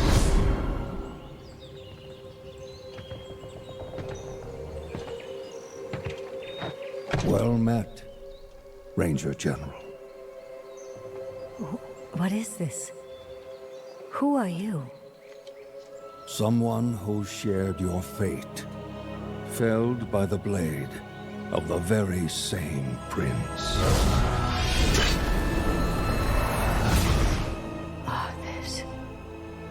I died trying to stop that monster, only to wake up haunted by one with my face. That Banshee is you. Is you. No. I cannot accept that. Her path began where yours ended.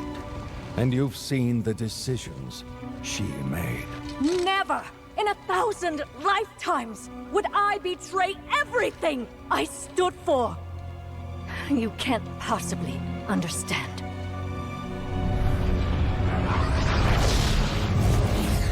But look, I can, because this is what happened to me. See, we're soulmates, Sylvanas. You and I, same fate. I do understand. You're not the edgy teenager that you think you are. I am, in fact, Bloofer as well. The jailer is deceptively cunning. Is he though? When I realized I had become his pawn, it nearly destroyed me. He had no doubts it would destroy you as well. Was he right? Or will you accept her shattered legacy and tell us how to stop him? Her crimes are unforgivable. Ooh, I will say, this next bit I do really love. Her crimes are unforgivable. Yes. And she... I must face the consequences. We cannot change the past. And we may never find forgiveness in the future. But inaction damns us all. And at that point, I was like, okay, this is actually kind of... I really like the dialogue. Like, she is not instantly... And this is where all that confusion came from. People are like, you really think this is stupid? I love this part, Soko. Because this is where people were really confused. Like, are they redeeming Sylvanas? Is it now, like, imagining, like, she didn't do all these things? But no, they're very clear. Like, your crimes may never be forgiven, right? You must accept what you've done and who you were. But the only thing that can damn us is inaction. Like, we gotta do something. If you're just gonna be stuck in the past, then you're not gonna go anywhere. I actually really like this part.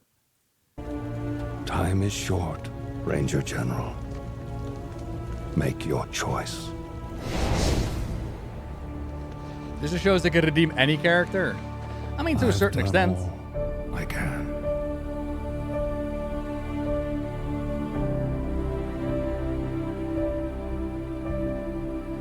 And then she wakes up and she's like, let's go to Seraph Mortis. I mean, to a certain extent. But then again, Revendreth also exists, right? Like when they did the whole Revendreth thing, which is actually something that they get at the end of Shadowlands anyways. Like every soul should have a chance, in my opinion, at redemption, even the most vile ones. And if they don't get redemption, at least you're going to be able to suck them dry for eternity. So, you know.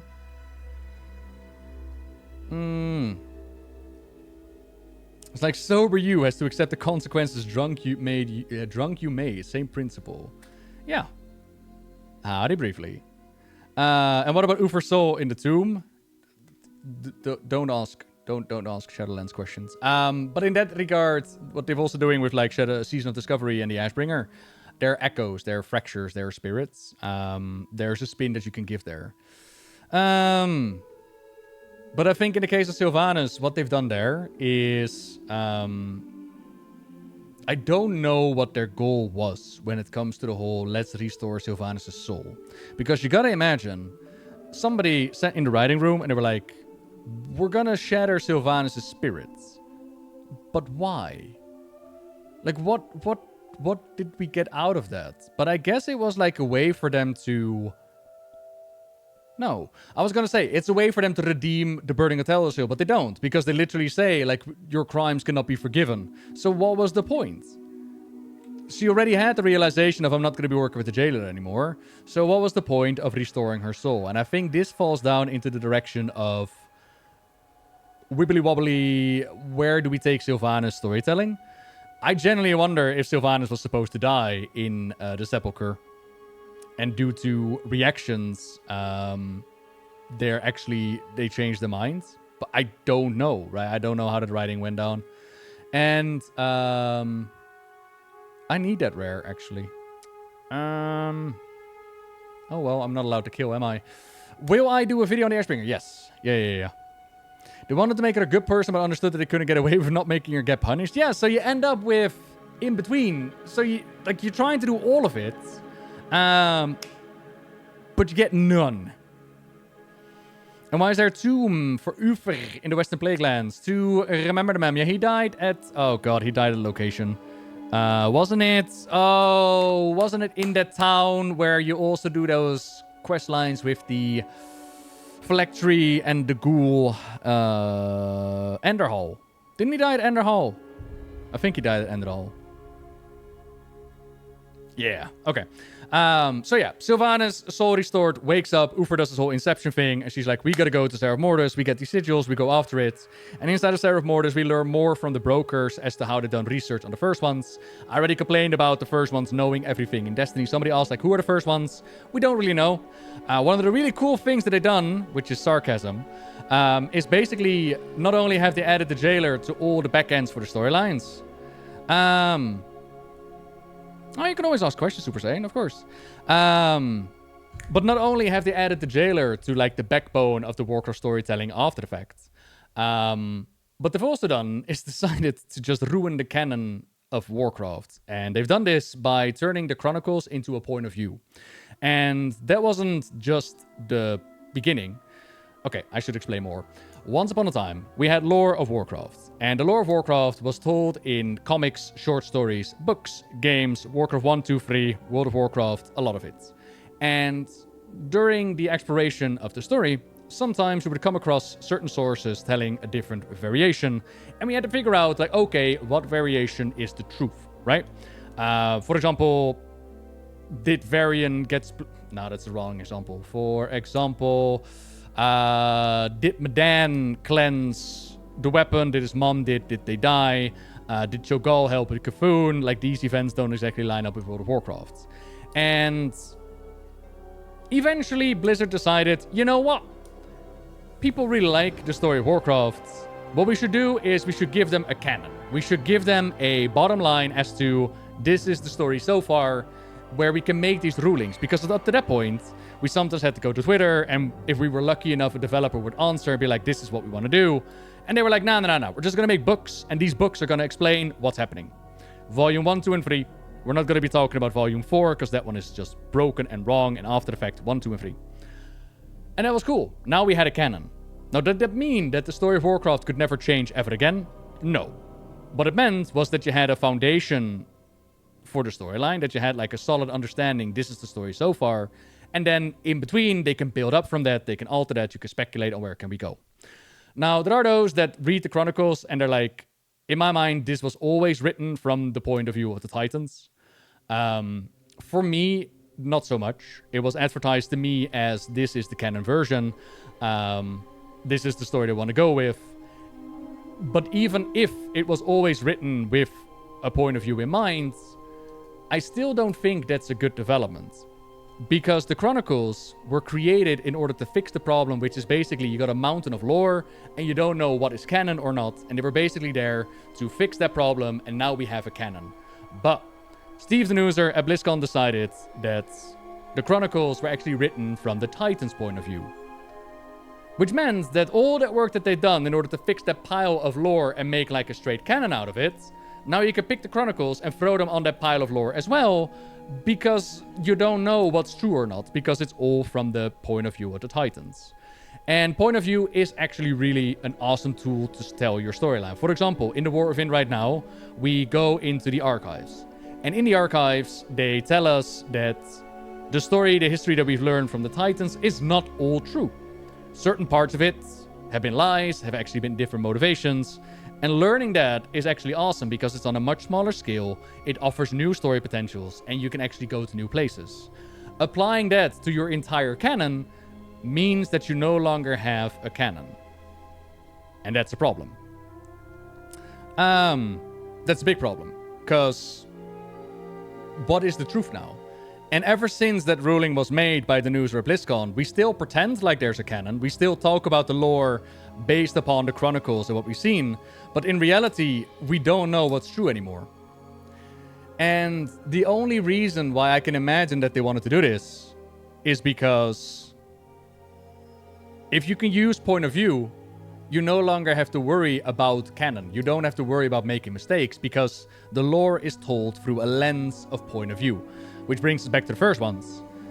The knowledge that we have in the first ones is mainly from a point of view. We've got a book called The Chronicles of the Shadowlands. We've got a broker in Zereth Mortis.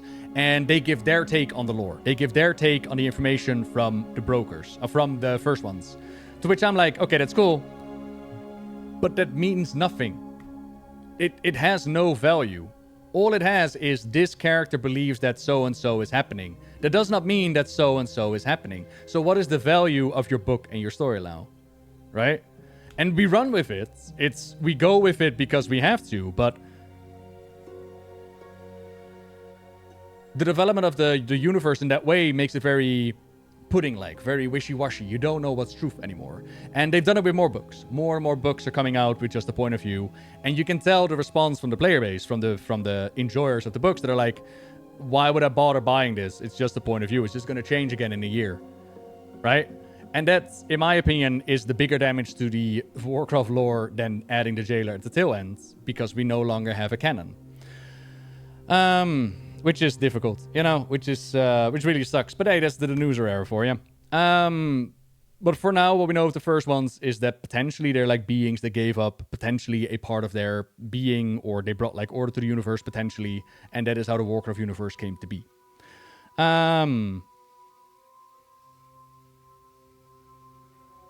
What did I want to say? Oh yeah.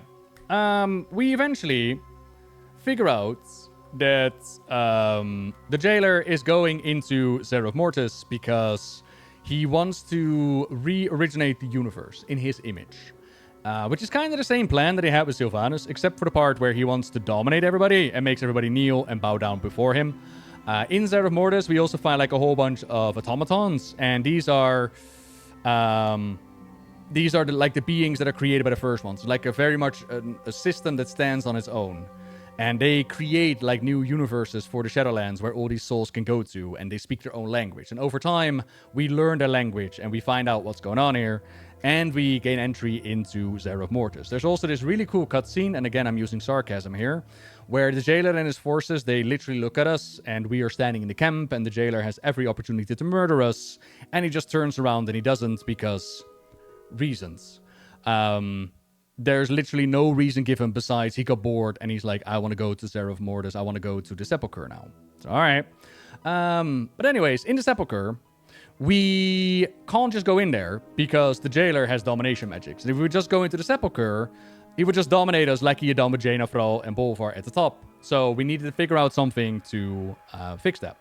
And what better way than to take a legacy item amongst the Warcraft lore, which is the Helmet of Domination, and turn it into a Burger King crown and call it a day, which they did because that was fun.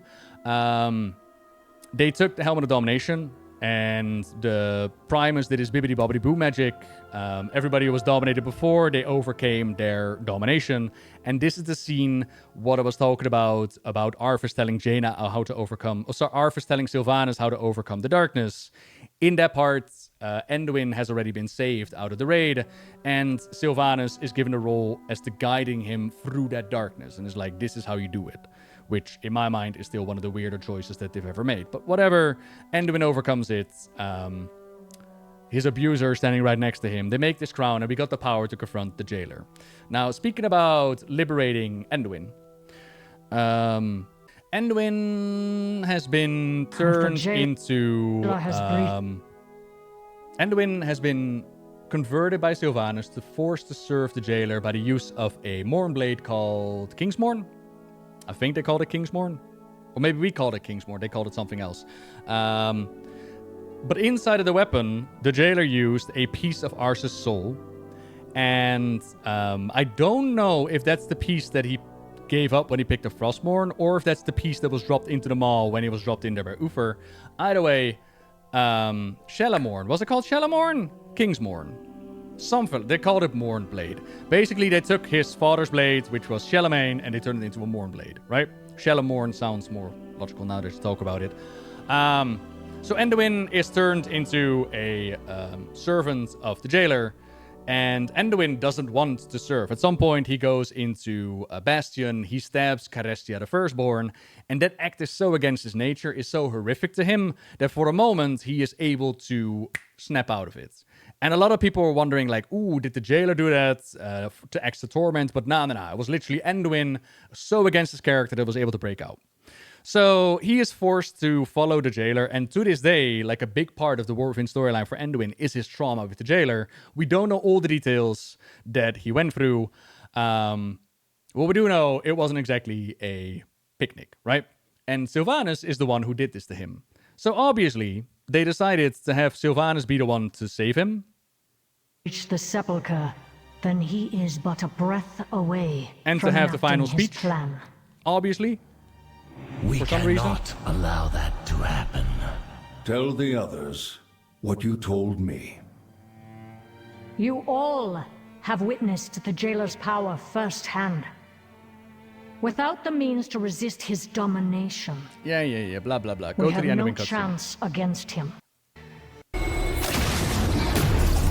you not understand? This one is bound to me.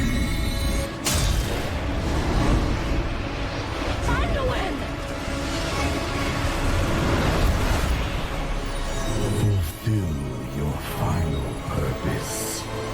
This as well, by the way, now that I think about it, there was one more thing that I was like, oh, this would be a really cool part of the storyline if we're going to go to the Shadowlands anyways. And it would very much fit in line with the whole, girl bossing and whatnot. I expected that we were finally going to see Anduin's mum in the game. Tiffin Rin? Yeah. That's what I expected. I expected that she was going to show up in this moment, but no. We actually got Anduin's other mother. Annihilation. The fate of all who carry my blade. My son. This blade does not belong to darkness. It was forged by valor. And also by honor. Oh my god, he said the thing! He said the thing! Honor! Yes, that's what Sourfang is. Down to his bone. If I had to define a Sourfang with one word, honor! Its legacy and ours are with you, even here. Now, let it be finished.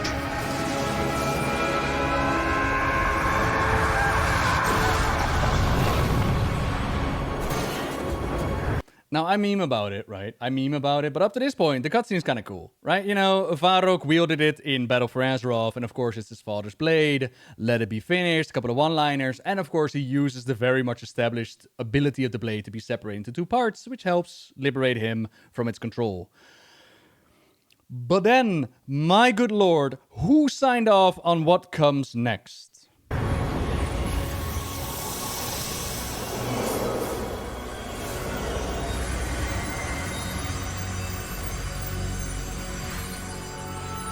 Arthas. Is this all that remains of him?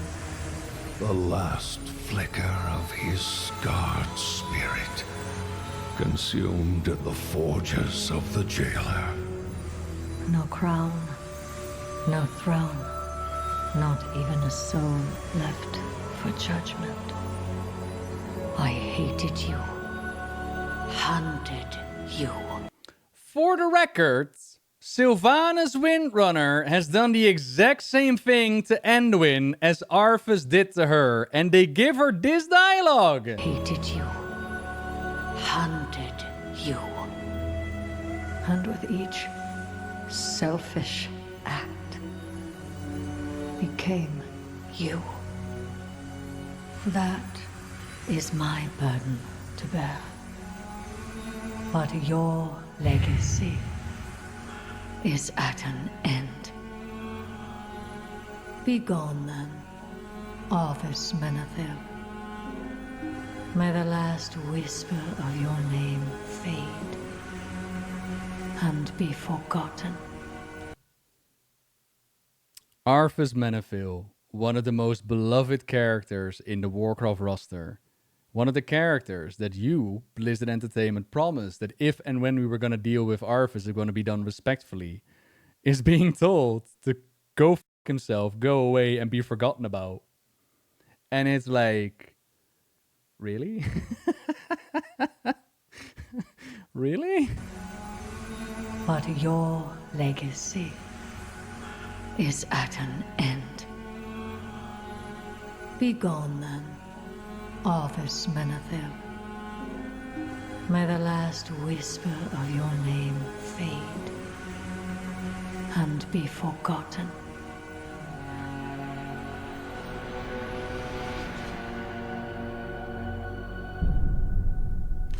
And yeah, she says like, I have become you, but it's not so much that was not more to my point. My point is, why is it that Sylvanas Windrunner, who is actively allied with the jailer, the one responsible for Arthas and Frostmourne and everything that came before, why does she get to have the 5-minute speech telling Arthas to f*** off? Whereas there's also a Jaina, there's also an Arthas, there's also an Uther. There are many more characters that also have a connection to Arthas.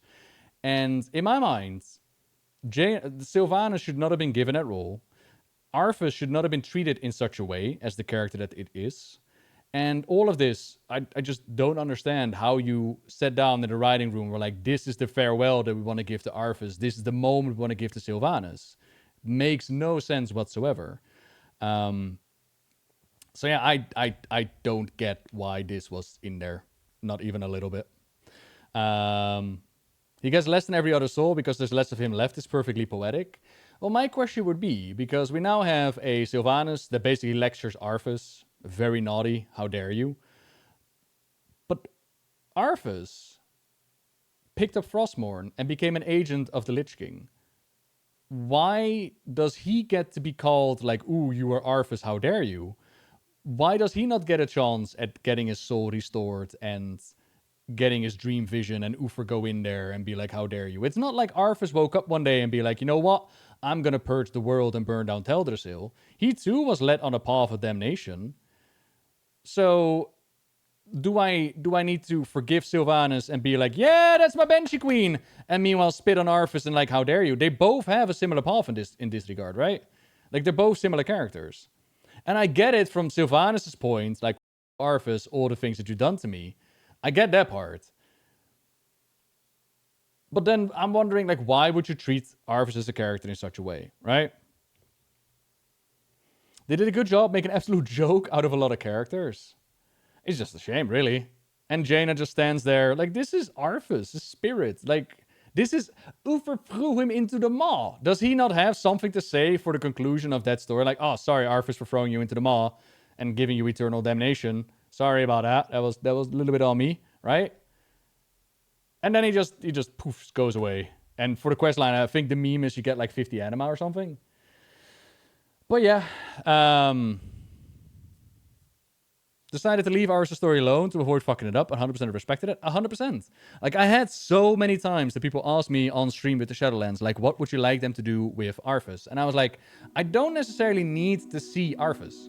But if they are going to do it, like put him in a cage somewhere and give him like a stay a while and listen. But I don't need him to come back into the storyline any way, shape, or form. And they were like, nah, we're gonna do this. Yeah, okay. She's potentially worse. Well, both of them went down the same path. She knew what it meant to be dominated, to lose your free will. Yeah. All of this stuff is I've not seen. Well, there you go, Himes. This is Shadowlands for you. And this is like, I remember being extremely upset the first time that we saw this cutscene. Now, not so much. Like it's a while ago, ain't it? But I remember when this went down, and I was like, what is happening right now? Why? And because we gotta remember, like, there are people that sit down that write arcs, that write storylines that go in a certain way. And they decided, like, yeah, this is what we're gonna do with something like Arthur's Menethil. And it's like, yeah, okay. Is there more to say? That stream was funny. Yeah. So, the Sepulchre we went through. We learned that the Eternal Ones actually are created here. We also found the reveal about Argus. So remember at the beginning how the Arbiter was broken? It wasn't until Zereth Mortis that we found out that it was actually Argus that did it. I think you become one with the land, Blue Boy. Like your anima becomes one with the domain. It's like a permadeath, but don't quote me on that. We also found out that Melganis is here and Quintessa. And I saw this fly by on the Twitter the other day. Now, you have to forgive me. I wasn't really around for this time period. But what happened was that these Dreadlords were in the raid. And before you would fight them, they would transform into specific characters. Specific lore characters. Because Dreadlords, they can be anyone, right? Like, they can disguise themselves. And when people saw this in a datamine form, they looked at it and they were like, are you implying that all those characters were actually Dreadlords? And then there were content creators that made a joke out of it. And they were like, obviously not. They just wanted to show that Dreadlords can transform into other beings. But then somebody pointed out on Twitter that there was like loot that dropped, implying that they most definitely were going for the idea of these were these beings. Ruined Crest of Lordaeron. A memento of Melganis' favorite pawn. So I don't know if that's true or not. I just kind of saw that fly by. I don't know what Blizzard's intent was with giving the Dreadlords the ability to... I did not remember Melganis and Shadowlands. So... Oh god, Melganis and Shadowlands.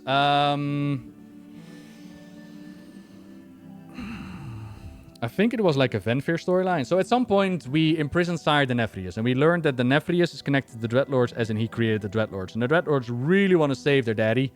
So Melganis creates like this distraction, and while ultimately we are able to imprison him, Denethrius is released by his other Dreadlords. However, what we never counted on was the Dreadlords can hide themselves in books, and I think that's how he escaped. Or maybe he came out of a book. There was something with a Dreadlord in a book. I remember that much. But anyways, he's able to escape and go into the raid, and that's where we take care of him. Rygalon is also really interesting, by the way. Drawn to observe the fateful events unfolding within the sepulchre of the first ones, Rygalon succumbed to the jailer's domination. Now this Constellar turns his cosmic powers against any who would oppose the banished one. And a Constellar in Zereth Mortis, so a Constellar connected to the first ones. The Constellars were originally described as like working with the Titans as well, so what is their connection? Who is to say? Now, you could also argue, oh, they just took the mob from Ulduar and they gave him a couple of armor pieces from the Shadowlands and they call it the new boss. You could most definitely argue that as well, now that I'm looking at it. But, you know, implications. And then there was the Jailer. And the Jailer...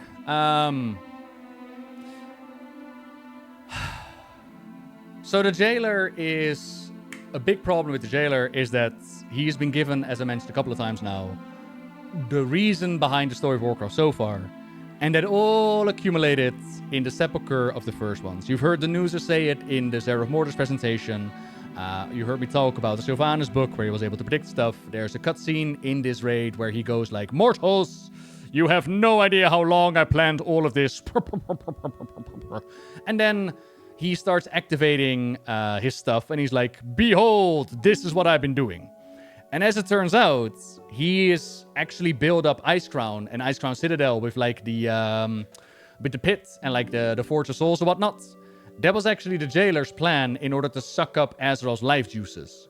And so it's sucked up from the raid into where Sylvanas shattered the sky, right? Which is really cool. And the cutscene shows, as I need to, because you won't, this is gonna blow your fucking minds. I'm gonna show you. Minds fathom how long I have waited. Every event set in motion. Every pawn put into play. All right, pay attention now, yeah? This is above Icecrown, yeah? This is Icecrown with like the above of Icecrown. The power slumbering within your world. The soul of Azeroth. We recognize the Forge of Souls and whatnot. That's kind of cool. He planned all of that. Potential. That's awesome, right? Potential that I will use. He's used it. That's been woven in there since Warcraft 3. Look at that. This flawed reality. And now he's sucking it into... But hang on a minute. That's not where he is at all. So what he does here is he sucks the power into the Maw. He sucks it into his Sanctum of Domination. But that's not where the jailer is. The jailer is in Seraph Mortis Bliss. That's not where he is. You're doing... Death claims the...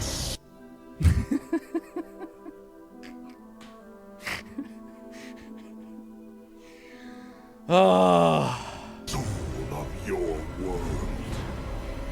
Now, bear witness. He has a remote. Yeah. He's beaming it in.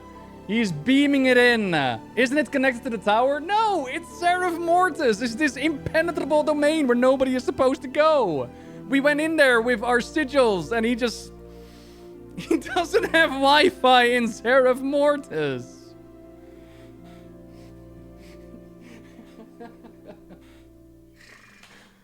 Oh. Don't ask questions. It's Shadowlands. So, yeah.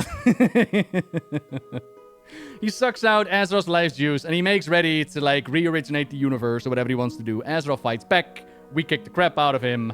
And then, oh my god, I thought it was never gonna happen. We actually defeat the jailer. We do the impossible, except that's what we always do. And then, after all is said and done, after the Shadowlands is over, do we learn why the jailer did what he did? But not really. But not really.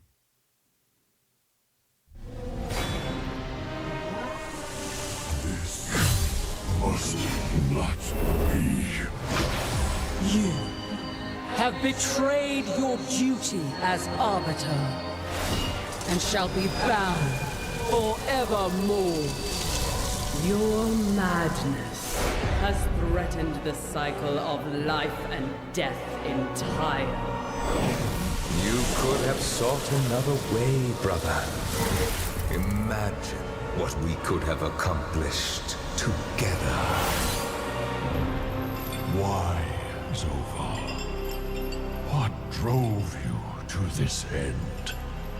You preserve that which is doomed. A cosmos divided will not survive. What is to come?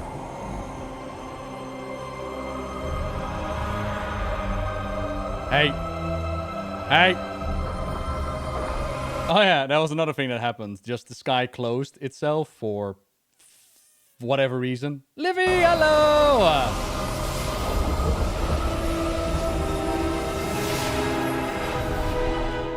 So, all of the expansion, we're like, okay, why is Zovaal doing what he's doing? And since you don't know his motivation, you don't know how you're supposed to judge someone like Sylvanas, someone like Devils, someone like Halfyy, someone like Musada, someone like whatever. Whoever is in league with the jailer might be right.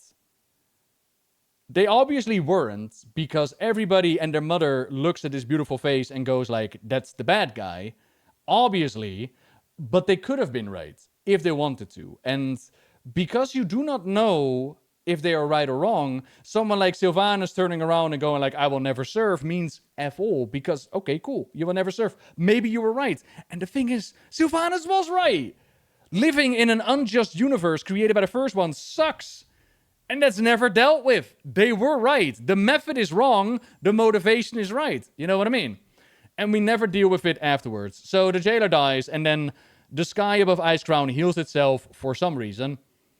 Necromantic magic is still there. They've described Maldraxxus as being the source of the necromancy. So why does the sky heal itself? Because the jailer is sad? Like, what's happening here? And then his motivation, by the way. The whole part about a universe divided will not stand against what is to come. And you're sitting there and you're like, Zovaal, what's coming? Is it me?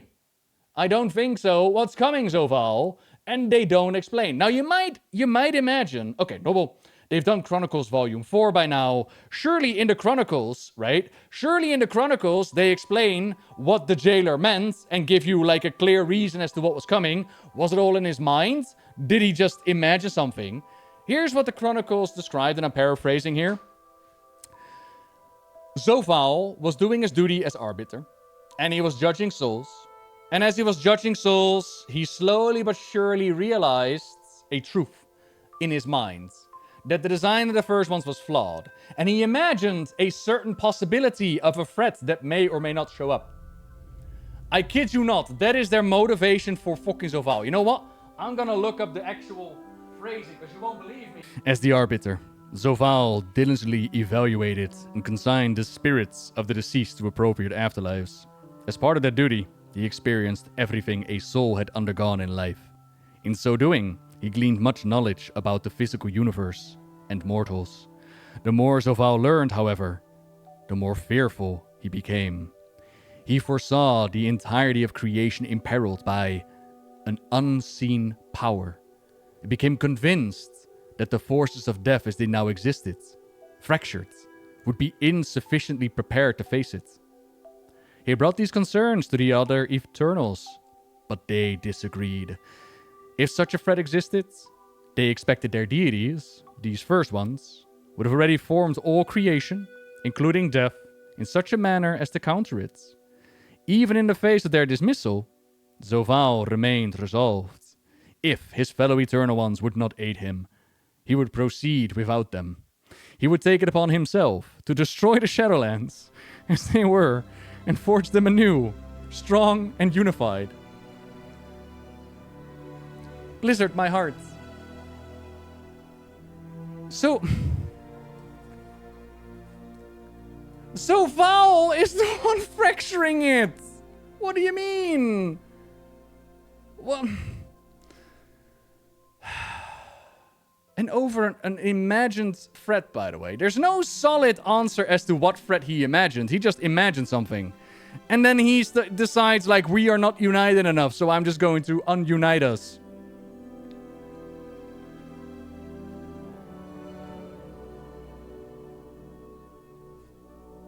And that is the Shadowlands. That is, honestly, it's just... Not even the Chronicles were able to save it. And then we got one last little bit to close off the Shadowlands, which is Sylvanas' punishment. And I always thought that this was like the perfect ending for the Shadowlands. Because Sylvanas Windrunner, as we have Pelagos as a new arbiter, right? And Pelagos judges souls, and Sylvanas is like, I never serve, I make my own choices. And I will let Tyrande judge me. And Tyrande is like, what is this? How dare you? But I am Tyrande now. I took a very long nap, and I will go for renewal. So instead of taking your head, Banshee, I will give you something to do with your time. And so your verdict will be community service. Below lies the maw, an unjust fate to which you doomed so many. And it will be there that your penance begins. Every soul lost in its depths, betrayed or condemned, you shall find and send forth to the Arbiter, to be judged with the compassion all souls deserve. You will toil there, under Dorotha's watchful eye. So, not only does Sylvanas get punishment, but Dorothy as well. They now have to spend their time in the maw, like what the hell did Dorothy do? As well as, it's great and all to have Sylvanas do community service and keep her busy. But the maw is still a realm of torment, right? Like, we're keeping these poor souls in the maw for much longer than necessary, because we could all collectively go into the maw and get to work. Why does Sylvanas have to do it one by one?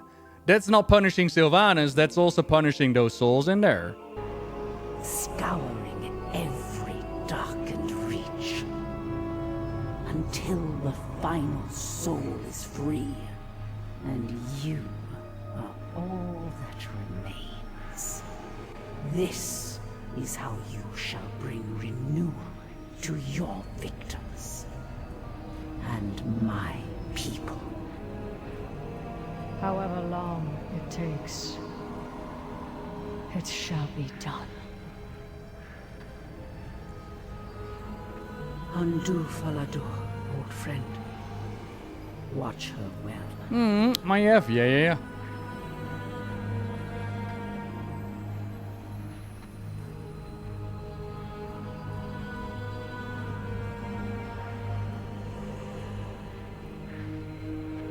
Goodbye. So that's the end. Why is she there? Maiev played a big part in the Night Warrior story arc, where she at first tried to stop Tyrande from actually becoming the Night Warrior, and then played a part in there. And when she's done, can she just rock back up? Yeah. Oh, this is totally in case of emergency break glass. I could definitely see a potential of Sylvanas coming back in the next expansion. Imagine if in Midnight, all of Azeroth is dipped in the void and darkness, and Sylvanas pops her head out of the maw and go like, yoo-hoo, I'm done, I found the Vanos, I liberate all the souls. Oh my god, what happened? And then she comes back into the story and she helps out Varisa. That could be a thing. Because, you know, why would you ever give a storyline to Illyria? Nobody likes Illyria anyways. So that could be a thing.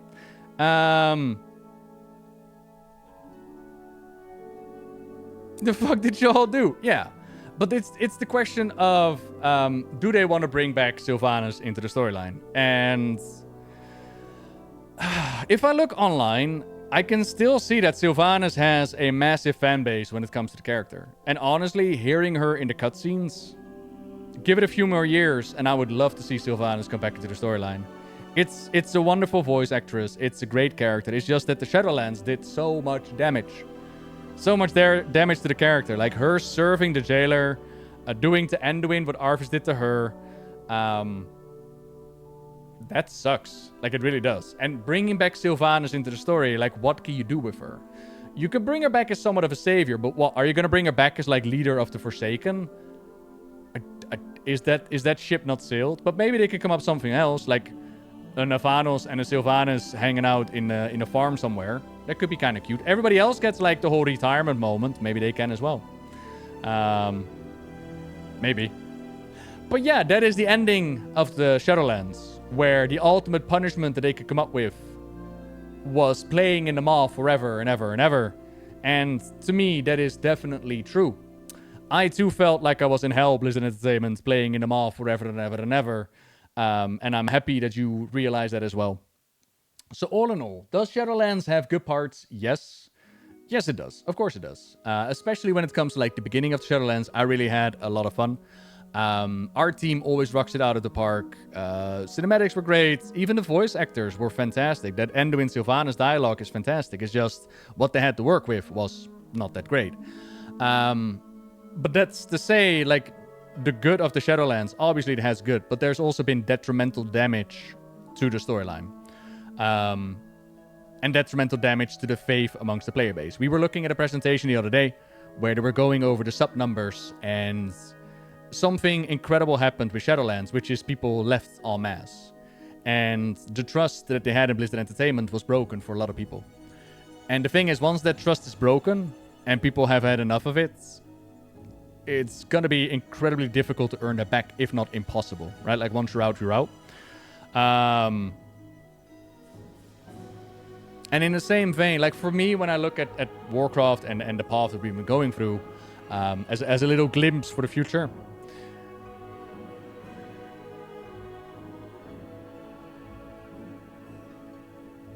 I think that Dragonflight was nice and chill. And for me, it was a nice comeback to form. But it's not been like it's been before, right? And in the same vein with, like, the War Within, I enjoy the crap out of the War Within. I think it's a fantastic expansion. I have a lot of fun with it. But it's not the same as it was before. And in a similar vein with the storyline. Oh yeah, it's also because it lasted 9 months. Yeah, little to do. Content that wasn't great. Storyline that wasn't fantastic. I mean, honestly, like I always say, story is only a very small percentage as to why people play WoW.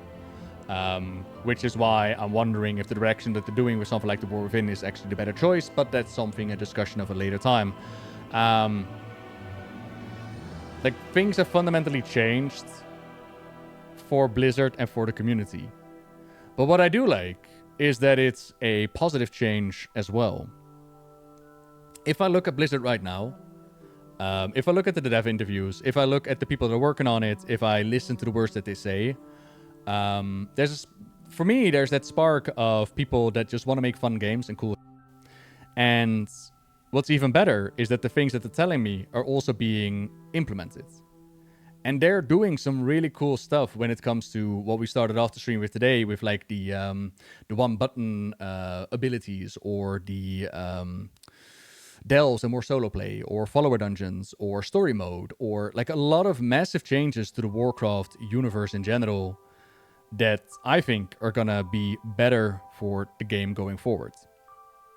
So for me, the idea of, okay, Shadowlands was bad and therefore I'm never gonna be playing World of Warcraft, obviously is not been the case. But there have been those that are like, you know what, Shadowlands, it was just, you know, too much. I stopped playing and this is gonna be it for me. And from my point of view, it's like, all the power to you. Like, at the end of the day, it's a video game.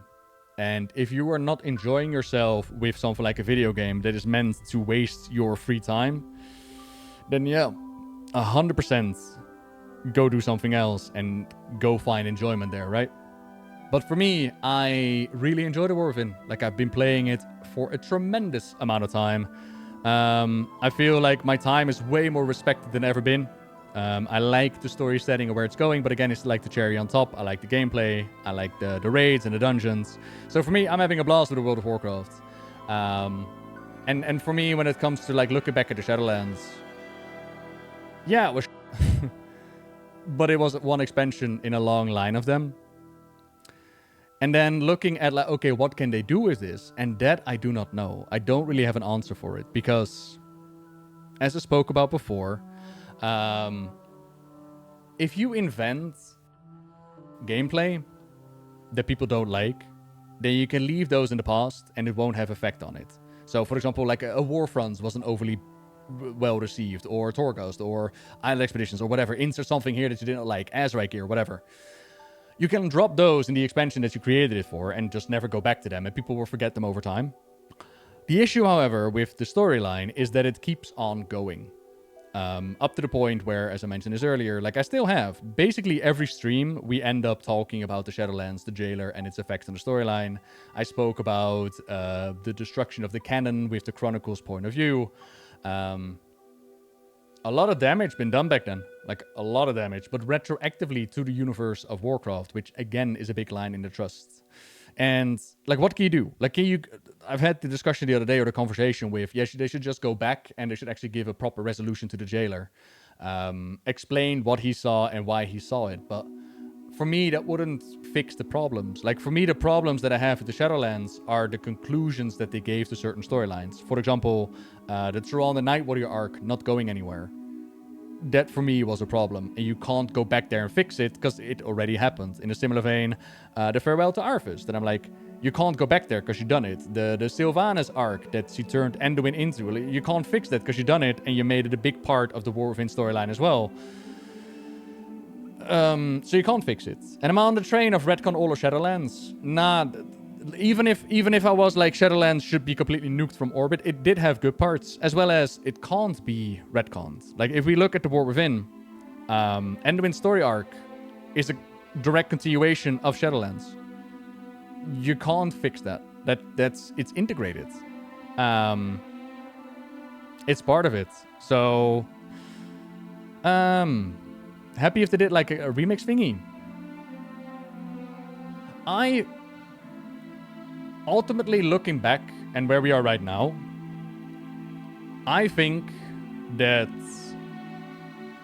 you can't change certain things, and it's up to the audience to decide, like, okay, this is a bridge too far, or, you know what, I'm just gonna let it go. And I think that's more on the audience. Like, as Blizzard, I don't think you can go back in and fix it and tinker with it, because at the end of the day, everybody's gonna be unhappy. You're not gonna fix these situations in such a way that's gonna be better. So at that point, all you can really do is do the No Man's Sky route, which is just make good games. And as long as you make a good product and make good games, eventually it should be in the past. And then it's up to the audience to go like, okay, hang on. When was Shadowlands released? And then it should be on the audience to decide, like, you know what? It is now almost November 2025. It has been 5 years since Shadowlands been released. Maybe 5 years is long enough to just let it go. And be like, you know, it happened. It was but now we're doing this. I think that is on the audience to decide if they want to do that or not. And that's how I've been enjoying myself with Warcraft and the War Within. Like, yeah, it happened, but now we're here, you know? No! Sweet dreams, Yuki. No, Heim says. I will not. All the power to you. Like, the gameplay changes and War Within, but I just can't get into the story in this expansion. I mean, it's fair, right? On who exactly these first ones are, I mean, they did add books in Dragonflight that still mention the first ones, so they could still very much go with the idea of first ones. Oh, that might actually be good to mention as well. I like the concept of the first ones. I think the first ones were interesting and cool. I said it. The name is lame, but, you know, I do like the concept of their more the origin being vague and there being a potential of, like, forces behind the forces. Yeah. Why is the Winter Queen's Alun's sister if she is a robot? Because maybe Alun is a robot as well. Alternatively, they could be more in the spiritual, metaphorical way of being sisters, considering that Winter Queen is the realm of death and Alun is like the realm of life. And so life and death, like, connected in that way, right? I mean, I know for myself that I am Andy. It's like, as we saw in this presentation, there's still definitely moments that made me go like, why? But again, it happened, and it. So Zovaal being a waste of potential is kind of funny, I know, right? You found Dragonflight worse than Shadowlands? I've heard that argument before, where people are like, you know what? I'd rather have something like Shadowlands that's impactful, and although definitely mentionable, better than a snore fest of Dragonflight. Okay, I'm gonna end the recording here. So everybody on YouTube, thank you very much for joining us. And next up, we're gonna go into Dragonflight.